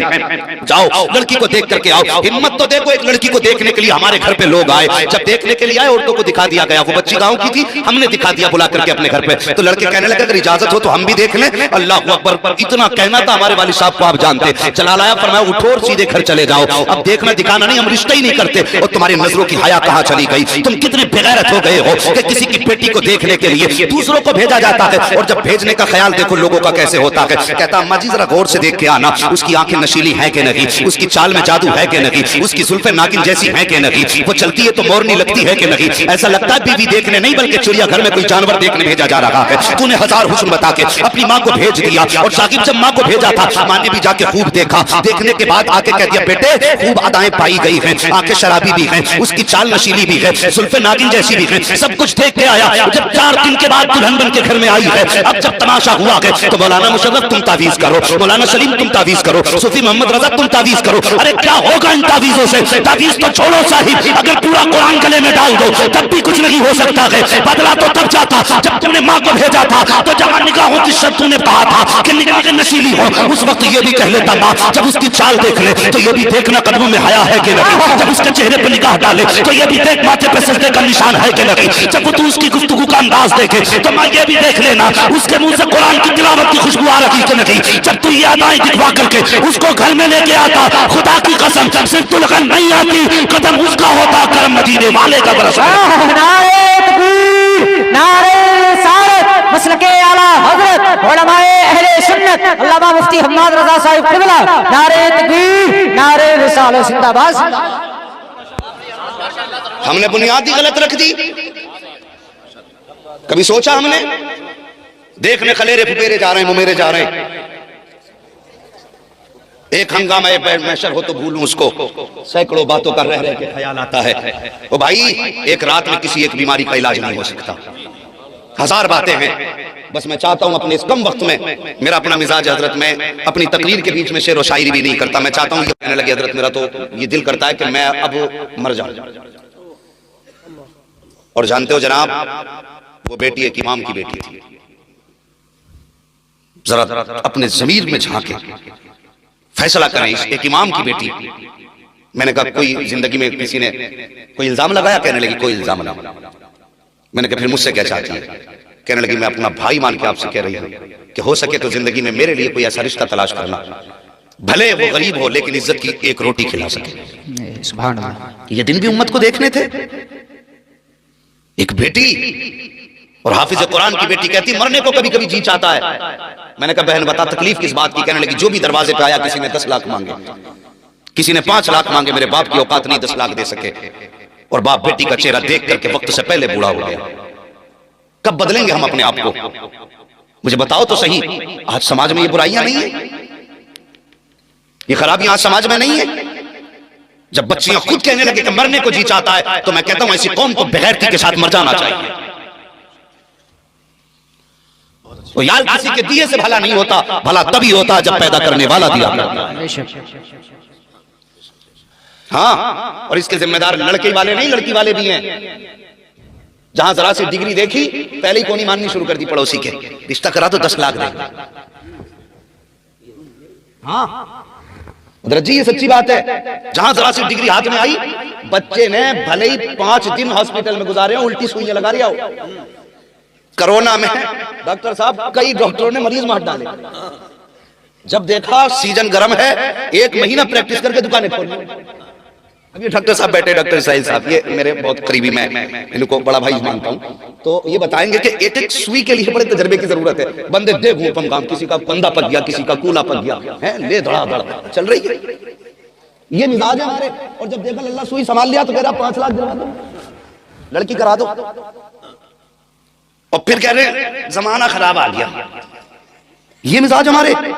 वो भाई कहा किसने था कि एमबीबीएस के घर में बेटी दे? कहा किसने कहा था तुझसे कि बीयूएमएस के हाथ में बेटी का हाथ दे? तुझे ये देखना जरूरी ना था कि जो तेरी बेटी का हाथ था में वो एमबीबीएस है कि नहीं, वो बीयूएमएस है कि नहीं? देखना ये जरूरी था जिसके हाथ में तेरी बेटी का हाथ जा रहा है वो खुदा का खौफ दिल में रखता है कि नहीं, मुस्तफा का प्यार सीने में है कि नहीं? मुझे बता तो सही, जिसके सीने में खुदा का खौफ नहीं होगा वो तेरी बेटी का हक कैसे अदा कर सकता है? मैं दावे के साथ कहता हूँ, तो वक्त की रोटी कमाने वाला, मजदूरी करके लाने वाला, अगर खुदा से डरने वाला होगा, भले तेरी बेटी को सीने चांदी के जवाहरात के जेवर न बना सके, खुदा की कसम जिल्लत से घर से धक्के दे के भी निकाल नहीं सकता। सुभान अल्लाह, सुभान अल्लाह, जिंदाबाद जिंदाबाद। ऐसे रिश्ते तलाश क्यों नहीं करते? तुम्हारी भी तो चोंचें उठी पड़ी हैं ऊपर को। दामाद भी हमें चाहिए, मैं बराबरी का देख, बेटी के हाथ पीले कर दे। उसी तलाश के चक्कर में बेटियों के बाल सफेद हो गए कि दामाद टक्कर का नहीं मिल गया, गोली चला गया, टक्कर का ना मिल गया। क्यों? तू 7.5 फीट का है। ख्याल देखो लोगों के, वो कैसे लोग थे। अल्लाह अकबर। एक बुजुर्ग मस्जिद में बैठे हुए एक जवान आया, नमाज पढ़ी, फिर चला गया, फिर आया, फिर नमाज पढ़ी। उन्होंने 5 वक्त उसको नमाज पढ़ते देखा, 5 वक्त नमाज पढ़ते देखा उसने, बुजुर्ग ने। और फिर कुछ ना पूछा, कहने लगे बेटे मेरी बेटी है, अगर तू कहे तो तेरा निकाह उसके साथ कर दूं। तो वो कहने लगे हजरत तुमने क्या देखा? कहने लगे तेरे दिल में रब का प्यार देखा। सुभान अल्लाह। बस इस अदा पे मैं तुझे बेटी देना चाहता हूँ। हजरत आप मेरे बारे में जानते नहीं, मैं बड़ा गरीब हूँ, मैं अगर सुबह खा लेता हूँ तो शाम की फिक्र नहीं, शाम को खा लेता हूँ तो सुबह का पता नहीं है। कहने लगे रोजी रब की कुदरत में है, बस तू बता तू मेरी बेटी से निकाह करेगा कि नहीं? वो राजी हो गई। और वो बेटी भी कैसे बाप की थी, जब आई ना खाना खाया, उसने देखा आधी रोटी रखी हुई है, अपने शोहर से कहने लगी मैं आपके घर में नहीं रह सकती, मैं आपके घर में नहीं रह सकती। कहा क्यों? कहा बताइए ये रोटी क्यों रखी है? कहने लगा बीवी ये रोटी तुम्हारे लिए शाम के लिए उठा के रखी। कहने लगी जिसे रब पे इतना भरोसा ना हो कि जिसने दोपहर को दिया वो शाम को भी देगा, उसके घर में जिंदगी गुजारने से बेहतर है कि बगैर शोहर के जिंदगी गुजार ली जाए। वो बेटियां भी कैसी थी, और फिर जब उनकी गोदों में बेटे आए ना तो कोई सलाहुद्दीन अय्यूबी बना, कोई मोहम्मद बिन कासिम बना, कोई तारिक इब्न ज़ियाद बना। ये ऐसी माओ के बेटे थे कि जिनके दिल में रब का प्यार भी इतना था, उस पर भरोसा भी इतना ही था। आज सोचता कि नहीं जमींदार को बेटी दे दूंगा तो बेटी खुश रहेगी। जाओ जाके अदालतों में देखो जितनी बहुएं चक्कर काट रही है जमींदारों की बहुएं हैं। हाँ, जो फाइलें रखी हैं ना कचहरियों में जाके देखो, अमीरों की फाइलें हैं। कोई गरीब तुम्हें चक्कर काटते नहीं मिलेगा। और यार भले वो बीवी को 300 रुपए का सूट पहनाएगा, लेकिन इज्जत से घर में रखेगा, मोहब्बत से घर में रहेगा। अल्लाह अकबर, खुदारा माहौल बेहतर करो। आसमानों पे ना उड़ो बेटियों वालों, अगर तुम्हारे जरा से दिन सीत पे हैं तो फिर तुम भी नीचे मुंह करके नहीं खा रहे हो। और बेटों वालों की तो पूछो ही मत, अल्लाह ने बेटा दे दिया तो कारून शद्दाद जैसी फिक्र लिए बैठा है। बस ये चाहता है इसकी जायदाद भी अपने बाप, इसके बाप से अपने नाम करा लूं। और खुदारा उम्मत पे रहम करो, हुजूर की उम्मत पे प्यार करो। फरमाया गया जो अल्लाह के बंदों पे रहम करता अल्लाह उस पे रहम फरमाया करता है। सुभान अल्लाह, सुभान अल्लाह। मिजाज बदलिए अपने। तो मैं अर्ज कर रहा था माहौल देखिए, हमने बुनियादी गलत रख दी। हमने पहले ही कह दिया कि भाई वो चाहिए जिसकी नागिन सी चाल हो। अब वो आ गई ना तो फिर वो काटेगी। हाँ, ढूंढ के लाया ना अम्मा को भेज के। वो खुदारा 3 बार तलाश किया करो। अगर ये आई है तो फिर जब इनको, अब तो हजरत जी बड़ा माहौल खराब है, रिश्ता होने की देर नहीं होती, इतना बड़ा मोबाइल भेज दे, इतना बड़ा भेज दे कि प्रैक्टिस कर ले सही से चलाने की। वो खूब चला रही है उसे, क्या जरूरत है? और इसके नुकसानात आपको पता नहीं है। जवानों एक बात बता दो तुम्हें मैं, और बुजुर्गों तुम भी सुनो, निकाह से पहले कभी बच्चों को रिश्ते वाले से बात करने की इजाजत मत देना। ये बात सुनना मेरी, जवानों तुम भी सुनना इसका नुकसानात। ये मत सोचना हमारे अब्बा को समझा के गया ये बात ही नहीं करने देगा हमारी। तुम भी इसके नुकसानात समझ लो। अगर गलत हो तो मेरी बात वापस कर देना, कभी बात करने की इजाजत मत देना। ये जो हमारे समाज में है जी चाचा मियां कि हम रिश्ते के बाद 3-3 महीने बाद बरातें करते हैं, तो उसके बीच में हालात उतरते चढ़ते रहते हैं, समझियों में अनबन भी हो जाती है। अब देखो दोनों तरफ रिश्तेदारियां, लड़की लड़के से बात कर रही है, लड़का लड़की से बात करते करते अजनबियों के दरमियान मोहब्बत बढ़ गई। जब मोहब्बत अजनबियों के बीच बढ़ जाती है तो फिर नतीजा क्या होता है कि अगर किसी वजह से समझियों में अनबन हो जाए, आजकल ज्यादा चांसेस रहते हैं, कभी जहेज की लिस्ट को लेकर, कभी रसगुल्ले के साइज को लेकर के, कभी कौरमे को लेकर के, कभी स्टैंडिंग को लेकर के। आज झगड़े के बहुत सारे ऑप्शन हैं, किसी भी बात को लेकर मुफ्ती साहब झगड़ा हो सकता है। हाँ, अगर इनमें झगड़ा हो गया, वो कहे नहीं मैं बेटे की बारात नहीं लाऊंगा, वो कहेगा मैं तेरे बेटे को अपने घर का दामाद बना ही नहीं सकता, तो फिर ये जो 2 बीच के टंगे रह गए। अब 2 बातें हैं, या तो आप अपने दिल के खिलाफ जाइए या फिर अपने माँ बाप के खिलाफ जाइए। तो ज्यादातर जो होता है बच्चे माँ बाप के खिलाफ जाते थे। इससे तुम भी जलील, तुम्हारा मुआशरा भी जलील, तुम्हारी नस्लें शर्मिंदा होंगी। इसलिए सिर्फ अल्लाह पे भरोसा करो और ये सोच करके निकाह तक सब्र करो, जिसमें रब राजी है उसमें उसका बंदा राजी है। बेशक, सुभान अल्लाह। तो पहले इतना बड़ा मोबाइल दे दिया, अब रोक लेगा गुनाह को? तेरा बाप भी नहीं रोक पाएगा। हैं वो जो 2 टाइम की पढ़ रही थी वो भी खत्म, जो कुरान पढ़ लेती थी 6 जमात से खोल के वो भी बंद, इतना बड़ा मोबाइल ही चला रही है। अब हुआ निकाह, घर में आई, अब्बा ने LCD दे दी शानदार वाली, है लग गई। तो अब मैंने कहा था हमारा मजहब और हमारा इस्लाम हमें ये फिक्र देता है कि बच्चों की परवरिश माँ के शिकम से होती है। जब बच्चा माँ के शिकम में आया, अम्मा LCD पे पढ़िए देख रही है, गाड़ी बैठे लिए बैठे तो उनके बाट तोड़ लो जाके। एक दिन मुर्गा लेने चला गया। ये हालात है भाई। हमारा तो कुछ नहीं गया 100 ग्राम में, मगर मुझे बता तूने वो 100 ग्राम अगर बच्चों को हराम करके खिलाया तो बता तेरे बच्चों का क्या बनेगा? जदीद तहकीक के मुताबिक 80% जो बच्चे बिगड़ रहे हैं हराम रोजी की वजह से बिगड़ रहे हैं, 20% गलत सोसाइटी की वजह से। ये हमारे माशरे की सच्चाई है। खुदारा घरों में दीनदारी का माहौल पैदा करो, दीनदार बच्चियों के लिए अपने घर वालों की फरमाइश करो कि हमारे लिए दीनदार बेटी देख के आना, दीनदार बेटी देख करके आना। बड़ी तकलीफ होती है। हजरत एक खबर मिली अभी, कुछ एक घर के अंदर माँ बाप ने बेटी को गला दबा करके इसलिए मार दिया ताकि इसे जहेज न देना पड़े। कुरान कहता अपनी औलाद को मुफलिसी के डर से कत्ल न करो। बताइए हम कहां हैं, किस जगह हैं, हम कहां जी रहे हैं? मैं राज को राज रखने की वजह से आपके सामने नाम नहीं ले रहा हूं, और ये हमारे इलाके से बहुत दूर की बात नहीं है। ये हमारे इलाके की बात है, शर्म आनी चाहिए। हम बेटियों को इसलिए कत्ल कर देते हैं कि इसकी वजह से हमें दौलत देनी पड़ेगी, इसकी वजह से हमें जहेज देना पड़ेगा। और तुझे क्या पता है, जब कोई बेटी घर में पैदा होती है, अल्लाह फरमाता जा तू जमीन पे जा, मैं तेरे नसीब से तुझे भी दूंगा, तेरे सदके में तेरे माँ बाप को भी दूंगा। तुमने उसको कत्ल कर डाला जिसके सदके में अल्लाह तुम्हें रोजी दे रहा है, जिसके जरिए से खुदा तुम्हें रोजी दे रहा है, और तुम उसको सर पे बैठा के रखते हो, जिसका अपना मामला ये है कि जब बेटा पैदा होता है तो रब फरमाता जा अपने लिए भी कमा, अपने माँ बाप के लिए भी कमा। हमारी ड्यूटी तो ये है कि माँ बाप के लिए भी कमाए, अपने लिए भी कमाए, लेकिन जब बेटी पैदा होती है जिम्मा रब ले रहा है, तुम उसको कत्ल कर रहे हो और तुमने जाना नहीं है। बुजुर्गों ने फरमाया अगर तेरे घर में बेबरकती है, रोटी का इंतजाम नहीं है, कर्जा सर पे चढ़ गया है, आफतों ने दरवाजा घेर लिया है, फरमाया परेशान ना हो, अगर घर के अंदर बेटी मौजूद है मुसल्ला बिछा दे, 2 रकात नमाज अदा कर, उसके बाद बेटी को आगे बैठा और यूं हाथ उठा कि या अल्लाह। पढ़ लीजिए सल्लल्लाहु अलैहि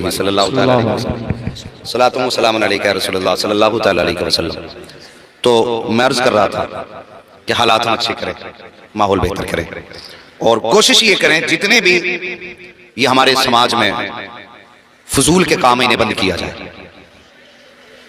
इन्हें बंद किया जाए, और कोई भी अपनी बच्ची को, बेटी को मुफलिसी के डर से कत्ल ना करे। ये जो तजर्बाकार लोग हैं अच्छी तरह जानते हैं कि जब बेटियां जवान होती हैं बाप को फिक्र जरूर लगती है कि मेरी बेटी रुखसत कैसे होगी। रिश्ता हो जाए तो बाप टेंशन में आ जाता है कि इसकी बारात का इंतजाम, ये जहेज कैसे करना है। जब शादी हो जाए फिर उससे पूछो, वो कहता पता ही नहीं चला कि निकाह कैसे होगा। ये सारे इंतजामात रब करता है। कभी भी बेटी से ये सोच के नफरत ना करना कि ये हमारी जायदाद लेके जाएगी, हमारा माल लेके जाएगी। हमेशा बेटियों को प्यार दो। ओ यार ये 18 साल की मेहमान है, 18 साल की मेहमान है, 18 साल के बाद ये फिर नहीं आएगी, फिर ये अपने घर चली जाएगी।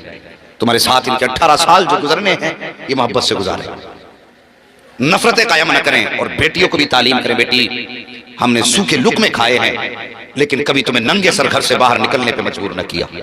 हमने लोगों की मजदूरियां की हैं, लेकिन कभी तुमसे किसी के घर में बर्तन नहीं धुलवाए।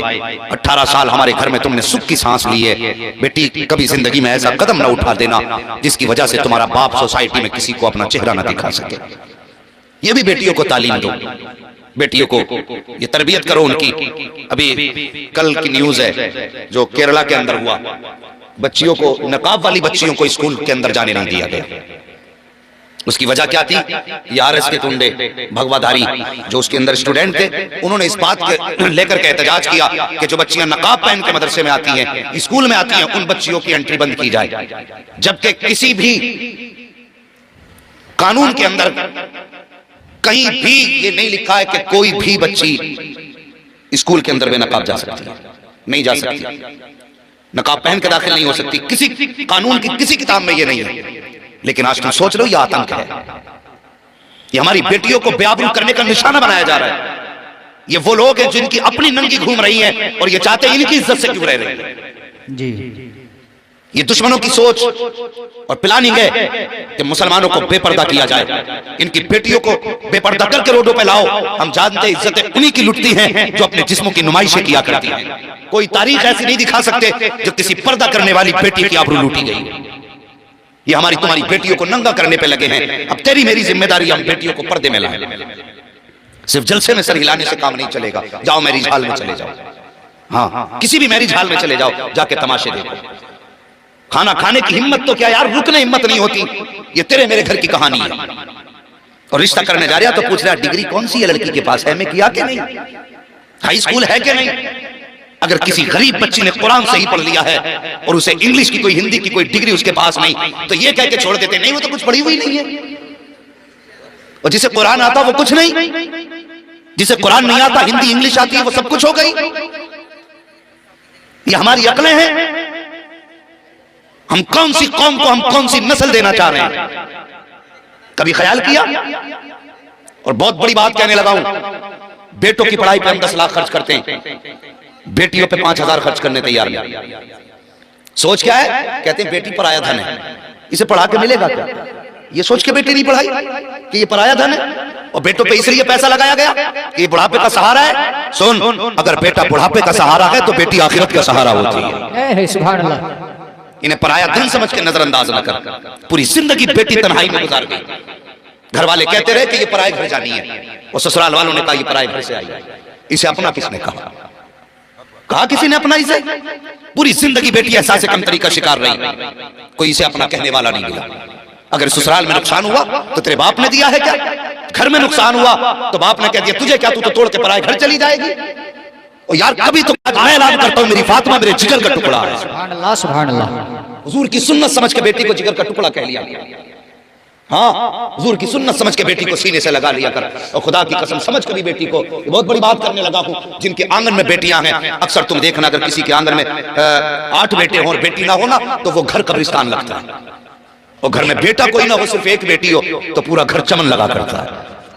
बेटी के कदमों की बरकत ही अलग है। और जो परदेश से सफर करके आने वाले लोग, जो मजदूरी करके आने वाले लोग मेरी बात सुनेंगे और तस्दीक करेंगे, तुम कितने भी थक के आ जाओ, तुम्हारे घर के अंदर अगर 1 साल की बच्ची है, 2 साल की बच्ची है, 6 महीने की बच्ची क्यों ना हो, जब वो तुम्हारे सीने पे आके लेटा करती है, खुदा की कसम सारी थकन का एहसास दूर हो जाया करता है। ये बेटी के अल्लाह ने कदमों में बरकत रखी है। आज उसी बेटी को नजरअंदाज किया जा रहा है। कल भी बेटी मारी जा रही थी, आज भी बेटी मारी जा रही है। फर्क इतना है, कल पैदा होने के बाद बेटियां मारी जा रही थी, आज पैदा होने से पहले बेटी मारी जा रही है। कल जिंदा दरगोर की जाती थी, आज जवानी में बेटियां कत्ल की जा रही हैं। और तुम्हें खुदा का वास्ता, अगर जिंदगी दे नहीं सकते हो तो तुम्हें जिंदगी लेने का अधिकार भी नहीं है। अगर तुम किसी की जान डाल नहीं सकते हो तो जान तुम्हें छीनने का हक भी नहीं है। बेटी को बेटी की निगाह से देखा करो, ये तो बरकत का सबब होती है, ये तो रहमत का सबब होती है। अगर ये ना हो तो जिंदगी उदास है। पूछ उस भाई से बहन के बगैर जिंदगी कैसी गुजरती है। पूछ उस बाप से जिसके सामने बेटी ना हो, उसकी जिंदगी कैसे गुजरती है। और ना होना तो छोड़िए, उन बापों से कभी पूछो जिन्होंने बेटियों को लाल कपड़े पहना करके रुखसत कर दिया है। आज भी वो कहते मिलेंगे जिस दिन से बेटी गई है दिल नहीं लग रहा है, जब से बेटी गई है घर सूने लगते हैं। इन बेटियों को नजरअंदाज करते हो, आओ मुस्तफा के दामन में आ जाओ। अगर 50,000 बेटी की तालीम पे खर्च करते हो तो 20,000 बेटी की तालीम पे खर्च कर दो। दावे के साथ कहता हूँ, तेरा बेटा तेरी कब्र पे या तो शबे बारात में जाएगा, या शबे कद्र में जाएगा, या चांद में जाएगा, या किसी ईद के दिन जाएगा। जब अगर याद आएगी तब हाथ उठाएगा। लेकिन अगर बेटी को कुरान पढ़ा लिया तो सुन और कान खोल के सुन। अगर सुबह का सवेरा होगा, सूरज निकलेगा तब भी बेटी बाप के नाम का कुरान पढ़ेगी, सूरज छुपेगा तब भी बेटी बाप के नाम का कुरान पढ़ेगी। और यार ये वो जात है जो सब कुछ भूल जाती है, अगर रहता है तो बाप का प्यार याद रहा। है सुभान अल्लाह। नारे तकबीर, नारे रिसालत, मसलके आला हजरत जिसने दस्तार बंदी अल्लामा मुफ्ती हम्माद रजा साहब क़िबला। सुभान अल्लाह, सुभान अल्लाह। बेटियों को भी पढ़ाइए और बेटों को भी पढ़ाइए। बेटों से गुजारिश है मेरी MBBS बनना, लेकिन पहले कुरान सीख लो। और मैं कहता हूं भाई, जिसने एक बेटे को वकील बनाया, जज बनाया और डॉक्टर बनाया, बड़ी बड़ी 4 बेटों को 4 डिग्रियां दे के चला गया और ऐसे कब्र में जाके लेट गया, मैं कहता हूं सबसे बड़ी बेगैरती की मौत मरा। हाँ, गलत नहीं कहता। मिजाज देखो, डॉक्टर साहब बैठे हुए हैं, ये तस्दीक करें इस बात की, जो लोग ICU में पड़े होते उनकी मौत बड़ी मायूसी की होती है। अब तो मिजाज हो गया, सांसें बंद हो गई, फिर भी ICU में कोई लेके भाग रहे, मरे हुए को लेके जा रहे हैं, कुछ जान डाल दे। ओ भाई मैं एक बात कहता हूं, अगर लगे ना कि ये बचने वाला नहीं है तो ICU में लेके ना जा, अपने घर में लेटा ले। खुदा की कसम, जो शिफा रब ने कुरान में रखी है ना, वो किसी इंजेक्शन में नहीं रखी है। हाँ, दवा भी कर सकते हैं आप, लेकिन मैं कहता हूं अगर तुम जिंदगी से मायूस हो तो MBBS के पास ICU में भर्ती ना करो। वरना सुनो, जिस चादर पे लेटा वो चादर नापाक, जिस बिस्तर पे लेटा वो बिस्तर नापाक, जो उसे कपड़े पहनाए गए वो कपड़े नापाक, जो दवाई से लगाई गई वो दवा नापाक, जितने कंपाउंडर और नर्सें वहां खड़ी हैं सबकी सब नापाक हैं। बता तो सही, रहमत के फरिश्ते आएंगे तो कहां आएंगे? वो मरेगा तो सांसें कैसे निकलेंगी? उस वक्त देखो बंदा ICU में है, रिश्तेदारों के हालात देखो, कोई हाथ में जूस की थैली लटका के लेके जा रहा है और उसके मुंह पे ऑक्सीजन लगा है, कोई सेब लेके जा रहा है, कोई केले लेके जा रहा है। अब वो ICU में बेबसी की जिंदगी जी रहा है, आंख से आंसू बह रहे हैं। तुमने ICU वालों को देखा होगा कि गर्दन तक नहीं हिला सकते, लेकिन आंख से आंसू बहते हैं। कभी सोचा ये क्यों रो रहा है? इसके आंख से आंसू की वजह क्या है? क्यों रोया? क्यों आंख से पानी आया? ये मर्ज की वजह से नहीं आया प्यारे, ये तेरे हाथ में जूस की थैली देख के रो दिया है, ये तेरे हाथ में सेब देख के रो दिया है, ये तेरे हाथ के फल देख के रो दिया है। इसलिए नहीं रोया कि मैंने खा नहीं सकता, इसलिए नहीं रोया कि मैंने पी नहीं सकता, ये इसलिए रोया है काश कोई इनमें से फल की जगह मेरे लिए कुरान की तिलावत लेके आ जाता, कोई इनमें से जूस की जगह सूरह यासीन का तोहफा लेके आ जाता, काश कोई इनमें से केलों की जगह मेरे लिए सूरह मुल्क लेके आ जाता। वो कहता है काश अगर ऐसा हो जाता, ये कुरान लेके आ जाते, अगर सुख से जी नहीं सकता था, कम से कम सुकून से इज्जत की मौत तो मर सकता था। सुभान अल्लाह, सुभान अल्लाह, जिंदाबाद जिंदाबाद। खुदारा अपने घर में कुरान का एक पौधा लगा लो, एक पौधा कुरान का लगा लो। ये कोई नर्सरी में पौधा नहीं मिलेगा। मौलवी साहब से पूछेंगे कुरान वाला पौधा कौन सा था? कुरान के पौधे से मुराद ये अपने कम से कम एक बेटे को कुरान का कारी बना लो, ताकि तुम बेबसी की मौत न मर सको, मायूसी की मौत न मर सको। जब तुम्हारी सांसें अटकने लगे तो कोई इमाम साहब को तलाश करने ना भागे, मोहल्ले के हाफिज को तलाश ना करे। सांसें तेरी अटकने लगे, बेटा आके के अब्बा उदास ना हो, जो कुरान तूने सिखाया था इसी दिन के लिए सिखाया था, परेशान क्यों होता है, तलाश की जरूरत नहीं है। अब्बा जी तेरा बेटा कुरान पढ़ के सुनाएगा। अल्लाह अकबर। जब इस शान से बेटे कुरान पढ़ते हैं ना, फिर जिंदगी देखो, बाप बेबसी की मौत नहीं पड़ता, मरता, बल्कि इधर बेटे के लब पे कुरान होता है, उधर उसके जिस्म से आसानी से जान निकल जाया करती है। सुभान अल्लाह, सुभान अल्लाह। और एक बात और कह दूं, ये देखने में छोटे मोटे लग रहे हैं, और कभी ये मत सोचना सिंगल पिस्टन का आदमी है तो काम भी सिंगल ही करेगा। हाँ, हमारे ही जैसे हैं, हम इनके जैसे, हम भी कोई 30 मार्का नहीं है। मगर सुने मेरी बातें बड़ी जिम्मेदारी के साथ करें। एक मिजाज है खुदा रहा, पूरी दुनिया लगी है मदरसों को बंद करने पे, पूरी दुनिया लगी। ये कोरोना परोना जो चल रहा है ना, ये सिर्फ एक खेल है दुनिया को जाहिल बनाने का। हाँ, जिसे मरना उसे मरना है। हम मोमिन हैं, हमारा अकीदा मौत अपने वक्त से ना एक लम्हा पहले आ सकती है, ना एक लम्हा बाद में आ सकती है। जिसकी रब ने जैसे लिख दी वैसे ही आनी है। किसी ने हजरत अली से कहा था, अली अमीरुल मोमिनीन हो, तुम्हारे इतने सारे दुश्मन भी हैं, अपने साथ 8-10 जवानों का दस्ता तो रखा करें। कहा किस लिए? कि ताकि वो आपके दुश्मनों से हिफाजत करे। का दुश्मन घेर लेंगे तो क्या होगा, मार देंगे। कहा जी, फरमाने लगे जब तक वक्त नहीं आएगा अली की हिफाजत खुद अली की मौत करेगी। सुभान अल्लाह, सुभान अल्लाह। हाँ, जब तक वक्त नहीं आएगा मौत खुद हमारी हिफाजत करती है। जब वक्त आता है तो फिर बंदा 7 तालों में बंद हो जाए तो बचेगा? बोलो बचेगा? नहीं बचेगा। गाड़ी लेने जाते हैं, कहते हैं एयरबैग कितने हैं इसमें? क्यों? कि गिरेगी तो मरेंगे ना। अच्छा, एयरबैग बचा लेंगे। कुरान तो कहता है 7 तालों में भी बंद हो जाओ तब भी मौत तुम्हें तलाश करना, वो मरना है ना। तो फिर सुनिए, मौत सबको आनी है, इंतकाल होता है। कहते साहब फला साहब को बुलाओ नमाज जनाजा के लिए, फला साहब को बुलाओ नमाज जनाजा के लिए। अकीदत है आपकी, आपने किसी को भी आवाज दे दी। लेकिन सच बताओ, बात कड़वी है लेकिन सच्ची है। आपने मुझे बुलाया, मैंने नमाज जनाजा पढ़ा दी, मैं आया, मैंने यूं ही पढ़ाई और चला गया। क्यों? मरने वाले से कोई मुझे ऐसी हमदर्दी तो थी नहीं जो मैं रो देता, उसका एहसान मुझ पर ऐसा था नहीं जो मैं याद कर लेता। ठीक है, मैं आया, मैंने हाथ उठाया, चला गया। और फर्ज करने अगर मेरी जगह पे मरने वाले का अगर बेटा खड़ा हो मुसल्ले पे, जब वो हाथ उठाएगा तो बाप की बचपन की शफकतें याद आएंगी। जब वो कहेगा अल्लाह इसे बख्श दे, तो उसके खिलाए लुक़मे याद आएंगे। इधर हाथ उठेंगे, आंख से आंसू के 2 कतरे निकलेंगे। और सुन, वो इतना करीम है, वो इतना करीम है कि अगर राजी ना हो तो पहाड़ बराबर सोना दे दो तब भी राजी नहीं होता, और अगर वो मानने पे आ जाए तो 2 आंसू गिरा दे तो बड़ी आसानी से मान जाए। सुभान अल्लाह। तेरा अगर अपना बेटा बैठा हो, वो हाथ उठा के कहे, या अल्लाह ये जो जनाजे में लेटा कोई मेरा दूर का नहीं, मेरा अपना है, ये मेरा बाप है, मालिक इसे बख्श दे। खुदा की कसम, जो दर्द बेटे के लहजे में होगा वो दर्द मेरे लहजे में नहीं होगा। जो असर बेटे की आवाज में होगा वो असर मुफ्ती साहब की आवाज में नहीं होगा। इसलिए कम से कम बेटे को एक को कुरान का कारी बना लो, ताकि तुम्हारी नमाज जनाजा कोई अजनबी ना पढ़ाए, तेरा अपना बेटा पढ़ाए। और आज सोसाइटी को देखो साहिब, आज तो बेटा इतना बेगैरत है कि उसे बाप के जनाजे में खड़े होने तक की तौफीक नहीं है। जब इजाजत की बारी आती है, कहते कहां है बेटा, तो वो किनारे पे खड़े होकर बाहर से कहता, पढ़ाइए जी नमाज। क्यों? तू नमाज में शामिल नहीं हो सकता? का मेरे कपड़े दुरुस्त नहीं है। और तू कितना कम नसीब है, तुझे बाप की नमाज जनाजा ना मिल सकी। तू कितना बदबख्त है जो बाप का जनाजे में शामिल ना हो सका। और खुदा की कसम, मैं दावे के साथ कहता हूँ, जिस घर के अंदर एक कुरान का कारी होता है वो पूरा घर आफत और मुसीबतों से महफूज हो जाएगा। सुभान अल्लाह, सुभान अल्लाह, जिंदाबाद, जिंदाबाद। कुरान का कारी। और एक बात और कह के बात खत्म कर लूं, मैं वक्त काफी हो चुका है, सर्दी भी बहुत है, आपने बड़ी मोहब्बत से सुना, बस एक बात और सुन लें तो अल्लाह तौफीक देना। तो अपने छोटे छोटे बच्चों को कुरान से जोड़िए, छोटे छोटे बच्चों को कुरान से जोड़िए। कुरान से जोड़ने का मतलब क्या? उसके गले में कुरान लटका दो? नहीं, उसका रिश्ता किसी आलिम के करीब कर दो।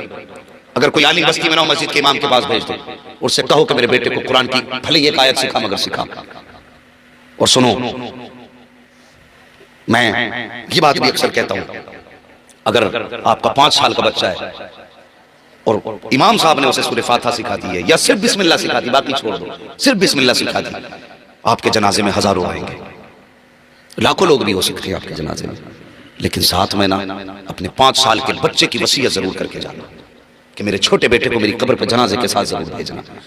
इसलिए कि जितने भी हाथ उठाते हैं खुलूस किसी की नियत में नहीं होता इल्ला माशाअल्लाह। मगर अगर आपका छोटा बच्चा, वो बच्चा जिसकी उम्र 5 या 6 साल है, अगर तुम्हारी कब्र पे खड़े होकर हाथ उठाएगा, मेरा ईमान कहता है अल्लाह उस पे कब्र के सारी मंजिलों को आसान कर देगा और फरमाएगा फरिश्तों अब हिसाब भी लेके क्या करोगे, वापस आ जाओ। इसका छोटा बच्चा कब्र के बाहर खड़े होकर मुझे रहमान कह के पुकार रहा। हाँ, कभी कभी लहजों की बड़ी इंतजार में कोई लेके आएगा, हम अपना एक्सरा कराएंगे, कोई लेके आएगा हम चेकअप कराएंगे। ओ यार, हो सकता है तूने 4 भगोने बिरयानी के बनाए हैं, एक भगोने के पैसे अगर किसी के चेकअप में लग जाते तो तेरे 2000 से हो सकता है किसी की जान बच जाती, किसी की जिंदगी बेहतर हो जाती। खुदारा पैसों का सही इस्तेमाल किया करो, जायज जगह खत्म किया करो। उस कौम का क्या कहना है जो कौम आई खा के गई, मुंह में तीली डाली, नाक तक भर के खाया, फिर खा के कह दिया नमक तेज था। उसके लिए बिरयानी तुमने बनाई है। जिसने नाक तक भर के कहा सब कुछ ठीक तो था लेकिन चावल थोड़ा मोटा लेकर के आया, काश गोश्त उस हिस्से का होता, सीने की हड्डी नहीं मिली, फला जगह की रोटी नहीं मिली, उसके लिए तुम फजूल के खर्च कर रहे हो जो खाकर तेरे खाने में ऐब निकाला करते हैं। और यार अगर सवाब ही कमाना चाहते थे तो उस पैसे को उठाते किसी बेवा की बेटी की गोद में जाके डाल देते। और यार उस पैसे से बेवा की बेटी का गलाबाद हो जाता, खुदा मरने के बाद तुझे जन्नत में महल अता फरमा दे। सुभान अल्लाह, सुभान अल्लाह। नारे तकबीर, नारे रिसालत, उलमाए अहले सुन्नत जिसने दस्तार बंदी, नारे तकबीर, नारे रिसालत।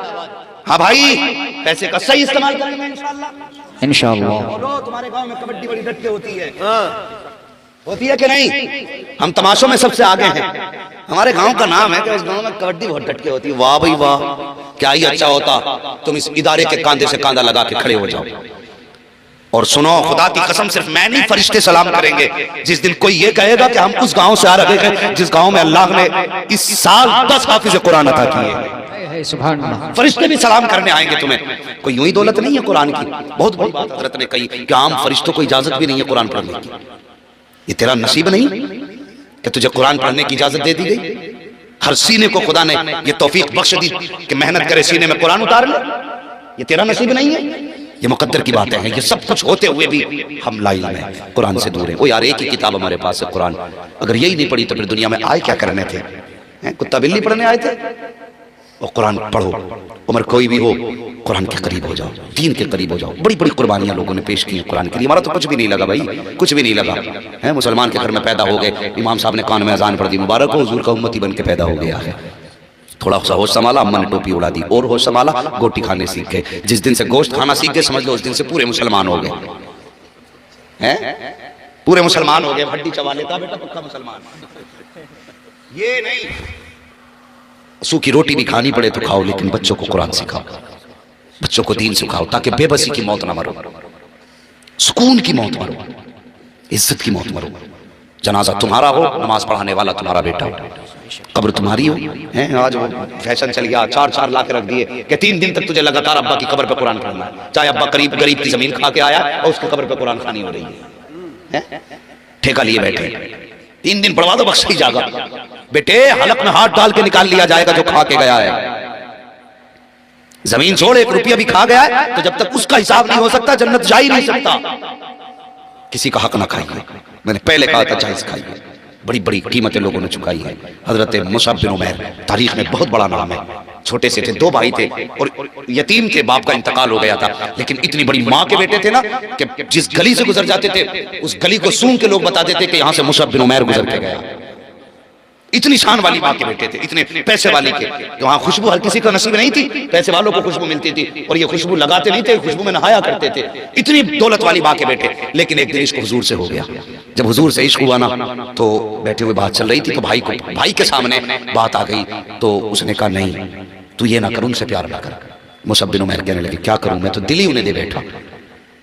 अच्छा, दोनों में उसने कहा सुन, अगर तू प्यार करेगा ना तो तेरी जायदाद का हिस्सा तुझे नहीं मिलेगा, उन्हें छोड़ दे, वरना मैं तेरे हिस्से की भी खुद ले लूंगा जमीन। मुसअब बिन उमैर मुस्कुरा के बचपन में कहने लगे भाई अगर ये बात है तो कहने लगे सुन, तू मेरे नबी का कलमा पढ़ ले, अपने हिस्से की मैं तुझे खुद ही दे दूं। सुभान अल्लाह, अपने हिस्से की मैं तुझे दे दूंगा। दोनों भाइयों में आपस में तू में चल रही थी। इतने में माँ आ गई। मुसअब बिन उमैर छोटे थे, सोचने लगे माँ तो मुझसे प्यार करती है ना, फिर मेरी कहेगी माँ बात, तो बातें होने लगी। माँ ने कहा बात क्या है? कहा माँ ये बात है। माँ ने फिर प्यार नहीं देखा। माँ कहने लगी नहीं, अगर तू उससे प्यार करेगा जो जादूगर है, उसके बहकामे में आएगा, जो लोगों को जादू से अपना बना रहा है, तो फिर जो बेटा इसने कहा वही सच है, तुझे कुछ नहीं मिलेगा। कहने लगा माँ फिर जा दौलत भी मैंने छोड़ दी। माँ ने कहा नहीं फिर अब तो तू कपड़े भी उतार दे। जब माँ ने कपड़े उतरवाए, मुसअब बिन उमैर ने अपनी बहन की तरफ देखा, कहने लगे बहन कोई टाट हो तो वही ला के दे दे जिससे मैं सतर छुपा सकूं। अल्लाह अकबर, बहन बहन होती है। उसने वो जिसके अंदर सामान रखा जाता था बांध के, ऐसा टाट ला के दिया करते। मुसअब बिन उमैर ने वो लपेटा और लपेट के सीधा रुक किया, हुजूर की खिदमत में गए और पूरी जिंदगी फिर हुजूर के साथ गुजारी। इतनी बड़ी शान वाली माँ का बेटा, जानते हो इतनी दौलत वाली माँ का बेटा, जब आप उहद में शहीद हुए थे तो उस वक्त भी आपके बदन पे कई कई पैबंद लगे थे कपड़ों में, और इस बेबस इस गुर्बत के आलम में आपने विशाल फरमाया। लेकिन खुदा की कसम, हुजूर की बारगाह में दौलत नहीं देखी जाती, दिल देखा जाता है, दिल देखा जाता है। जब मुसअब बिन उमैर जंग उहद में शहीद हुए, उस वक्त आपके हाथ में झंडा था। एक जालिम ने आपका बाजू काटा ना, तो आपने दूसरे हाथ में झंडा पकड़ा। फिर जब दूसरा बाजू काटा, दांतों तले आपने दबा दिया। मुअर्रिखीन लिखते हैं जब आप शहीद हुए थे, इस हाल में शहीद हुए थे कि वो झंडा मुसअब बिन उमैर के दांतों के तले उस वक्त भी दबा हुआ मौजूद था। ये कुर्बानियां थी। और अल्लाह अकबर, फिर इस्लाम ने गुर्बत के दौर में भी कभी झुकना नहीं सीखा, और इस्लाम के लिए जमीन तंग नहीं हुई गुर्बत के दौर में भी। आज दौलत होते हुए लोग इस्लाम को दबाने की कोशिश कर रहे हैं। हमारी जिम्मेदारी है हम आगे बढ़े। अल्लाह ने दौलत दी है ना, फिर अल्लाह से तिजारत करें। हाँ, हम एक नारा शरीफ का बड़ा प्यारा नारा है, आधी रोटी खाएंगे बच्चों को पढ़ाएंगे। आधी रोटी खाइए बच्चों को पढ़ाइए। मैं उन बापों से गुजारिश करूंगा जो 10-10 साल के बच्चों से मजदूरियां करवा के 200-200 रुपए खा के ये सोचते हैं कि हम अमीर हो जाएंगे। ना, इनके मुस्तकबिल को इतना सस्ता ना समझो। 200 रुपए में ना बेचो, 200 रुपए में ना बेचो। तू अगर 10,000 महीने के बच्चे से कमवा भी लेगा तो मरने के बाद ना तेरी खबर पे ये ठोकर मार के कहेगा काश तूने कमाई ना कराई होती, हमारे हाथ में कलम दे दिया होता। आप लायक बाप बनिए। सिर्फ औलाद की जिम्मेदारी नहीं अब्बा की जूतियां उठाए, अब्बा की भी जिम्मेदारी है कि औलाद को किसी लायक बनाए। हाँ, अब्बा ऐसी रिवायत सुनाता जिसमें अब्बा सिर पे ही चढ़ जा, तो चढ़ा दिया अब्बा सर, अब वो गला काट रहा है, छुरी लिए बैठा अब्बा भी। ओ भाई, ओ अब्बा तुझसे भी हिसाब होगा, सिर्फ बेटे से नहीं, तुझसे भी हिसाब होगा। तूने कहां बच्चों के साथ इंसाफ किया। खुदा मेहरबानी करे, आप अपनी जिम्मेदारी निभाएं, खुद मजदूरी कर लें, लेकिन बच्चों को पढ़ाइए। कौमें वही कामयाब होती हैं जिनके हाथों में कलम होता है। कभी पत्थरों से कोई कामयाब नहीं हुआ, हाथ में बंदूक और लाठी लेने से कामयाब नहीं हुआ। आज जो तुम देख रहे हो ना दुनिया में माहौल, जो ये लाठी बंदूक लेके खड़े, एक दिन ये खून के आंसू रोएंगे और इंशाअल्लाह हमारी कौम सबसे आगे नजर आएगी। लेकिन शर्त है हमें पढ़ना होगा। जो पैसे तमाशे कबड्डी कव्वालियों पे लुटाते हो, वो पैसे हमें तालीम पे लगाना। बोलो इंशाअल्लाह। बच्चों की तालीम पे वो पैसा लगाइए। अगर तुम्हारे गांव में कोई होनहार तालिब इल्म में बच्चा है, उसके पास पैसा नहीं है, तो गांव वाले चंदा करके उसे आगे बढ़ाएं, पढ़ाएं, उसके मुस्तकबिल को चमकाएं। अगर उस गांव का एक बंदा कलम वाला हो गया ना, कम से कम गांव की तो हिफाजत कर सकेगा वो। हर गांव में एक कलम वाला हो तो गांव की हिफाजत होगी, और जब हर घर में कलम वाला होगा, खुदा की कसम पूरी कौम की हिफाजत हो जाएगी। जरूरी है कलम हाथ में लें, आगे बढ़ें। ये मदारिस हमारे हमें आगे बढ़ाने की तलकीन देते हैं। और सुने, ये मत समझना मदरसे वाले इमामतों तक रहते हैं। पूछो मुफ्ती साहब क़िबला से, मौलाना हुस्न आलम साहब क़िबला से, इनसे पूछिए हमारे कितने साथी कुछ यूनिवर्सिटीज के अंदर जो है प्रोफेसर बने हुए, आज लेक्चरर हैं, पढ़ा रहे हैं वो। हाँ, हमारे कुछ साथी प्रोफेसर हैं, लेक्चरर हैं, वहां पे लेक्चर दे रहे हैं, पढ़ा रहे हैं, क्लास अटेंड कर रहे हैं, मदरसों के पढ़े हुए। ये मदरसे बच्चों को ना तो बुज़दिल बनाते हैं और ना ही नाकारा बनाते हैं। जिसने मदरसे में 6 महीने रोटी खा ली ना, फिर भी उसका दिमाग किसी वकील से कम नहीं चलता। ये उसकी रोटियों की बरकत है। और जिसकी जिंदगी मदरसे में गुजरी होगी, सोचो वो फिर कितनी तरक्की करने वाला होगा। बच्चों को पढ़ाएं, दीन के करीब करें, करेंगे इंशाअल्लाह। कुल हल यस्तविल लदीना यअलमून वल्लदीना ला यअलमून। महबूब आप फरमा दीजिए कि जानने वाले और ना जानने वाले बराबर तो हो ही नहीं सकते। तो कभी भी किसी आलिम की बराबरी ना करें, किसी कुरान वाले को छोटा ना समझें। ये ना हमारा बोता तो मार दिया थप्पड़ हाफिज जी के, ना तुझे पता नहीं बेटे, इसके सीने में वो दौलत है कि सारी दुनिया की दौलत एक पल्ले में रखो, और इसके सीने में जो पूरी दौलत है उसका एक टुकड़ा उठा के दूसरे पल्ले में रखो, तो दुनिया की सारी दौलत मिलकर के इसकी एक आयत का मुकाबला नहीं कर सकती। इज्जत करें, हाफिजों की इज्जत करें, उलमा की इज्जत करें। जैसा आपकी नियत होगी अल्लाह वैसी बरकत अता फरमाएगा। और जिनका काम ये है ना मौलवियों में मीम मेख करना, अभी बैठा था जहाँ पे रिश्ते में गए थे ना, तो 4 लोग बातें कर रहे थे, मौलवियों की चितवी अपनी पटवी अपनी। और बुड्ढे बुड्ढे थे, मैंने कभी ज्यादा ही दिल जला दिखा है। मेरी तबीयत थोड़ी ऐसी थी, मैं लेटा था, उन्हें पता नहीं यहाँ पे मौलवी लेटा है। तो बुड्ढे बुड्ढे कह रहे मौलवियों की चितवी अपनी पटवी अपनी है भाई। तो वो कह रहा हाँ सही कही। बोले एक बात मैं बताऊं, तो वो बता रहा, कह रहा है बारिश होने लगी जलसे में, तो मौलाना कहने लगे कहाँ जा रहे हो, अल्लाह की रहमत छोड़ के। ये रहमत है अल्लाह की। मजदूर था बैठ गया, कहने लगा एक दिन बारिश हुई, मौलाना तेज जल लगे उठ के, उसी मजदूर ने कह दिया तुम कहाँ जा रहे हो रहमत छोड़ के। तो कहने लगे मैं इसलिए जा रहा हूँ, नादान देखता नहीं अल्लाह की रहमत मेरे पैरों पे गिर रही है। तो कहने लगा मौलवियों की चित भी अपनी पट भी अपनी। नहीं भाई सुने, कभी किसी एक शख्स को लेकर के पूरी जमात को गाली न दे, और कभी ख्याल भी मत करना है, सोचना भी मत। मैंने उनकी नस्लें तबाह देखी हैं जिसने इल्म और उलमा की मुखालफत की। अगर चाहते हो दुनिया और आखिरत बेहतर हो तो कुरान वालों से प्यार करो, इल्म वालों से प्यार करो। खुदा की कसम दुनिया भी बेहतर होगी, आखिरत भी बेहतर हो जाएगी। हाँ, वरना अगर जाहिलों की बात की जाए तो लो, अभी 3 दिन पहले की बात है, 3 दिन नहीं हुए, मेरे मोबाइल में रिकॉर्डिंग मौजूद है। एक सवाल आया, कारी साहब ये जुर्म कोई पढ़ा लिखा कर ही नहीं सकता जितना बड़ा जुर्म उसने किया। सवाल किया, हजरत एक बाप ने अपनी बेटी से जिना किया, उससे बेटी पैदा हुई और वो आज भी बेटी के साथ घर में रह रहा है, और जो उससे ताल्लुक रख के बताइए उसका क्या हुक्म है। ये हालात हो गए हमारे, शर्म हया खत्म हो गई। अगर एक शख्स को उठा के सबको ये कह दिया जाए तो बताओ फिर आपको तकलीफ होगी कि नहीं? हर आदमी कह देगा मौलाना गलत है, किसी एक की वजह से सबको बुरा नहीं कहा जा सकता। वो भाई घर में दीनी माहौल लाइए, दीन से जुड़िए, उलमा से प्यार कीजिए। अल्लाह ताला हम सबको इल्म और उलमा से प्यार करने की तौफीक अता फरमाए। और एक बात बता दूं, एक बात आपको बता दूं, गौर से सुनना प्यारे। वो बात यह है कि जिसके घर में बरकत ना हो वो कुरान वालों को खाना खिलाना शुरू कर दे, अल्लाह ताला उसके कदम की बरकत से उसके घर में बरकतें अता फरमा देता है। ये बड़ा आसान तरीका अमीर बनने का भी और इज्जत से खाने का भी। और ये मेरे हुजूर की करम की बात है, जब हुजूर को चचा लेके गए थे ना गोद में उठा के, अल्लाह अकबर, खाने के लिए बैठे थे, खाने के लिए बैठे तो बाकी बच्चे आ गए, तो बच्चों ने आके कहा था अब्बा जी ऐसा करें ना, हमें खाना खिला दें। तो कहने लगे नहीं, पहले मेरा भतीजा खाएगा उसके बाद तुम खाओगे। यही चलता रहा कि एक दिन बच्चों ने कह दिया अब्बा इसमें राज क्या है कि हम बाद में खाते हैं, वो पहले खाता है। तो कहते हैं बेटे सच ये है कि जब वो खा लेते हैं तब हमारे हिस्से की अल्लाह बरकत अता फरमाता है। बेशक सुभान अल्लाह। तो ये हुजूर की निस्बतों की बरकत है, जिस घर में कुरान वाले खाते अल्लाह उस घर में बरकत अता फरमाता है। तो कुरान वालों से प्यार करें, करेंगे इंशाअल्लाह। पूरी दुनिया मदरसे बंद करने पे लगी है, और ईमानदारी से तुम अपना उश्र देना शुरू कर दो, दौलत वाले ज़कात देना शुरू कर दें। खुदा की कसम किसी की खैरात की जरूरत नहीं।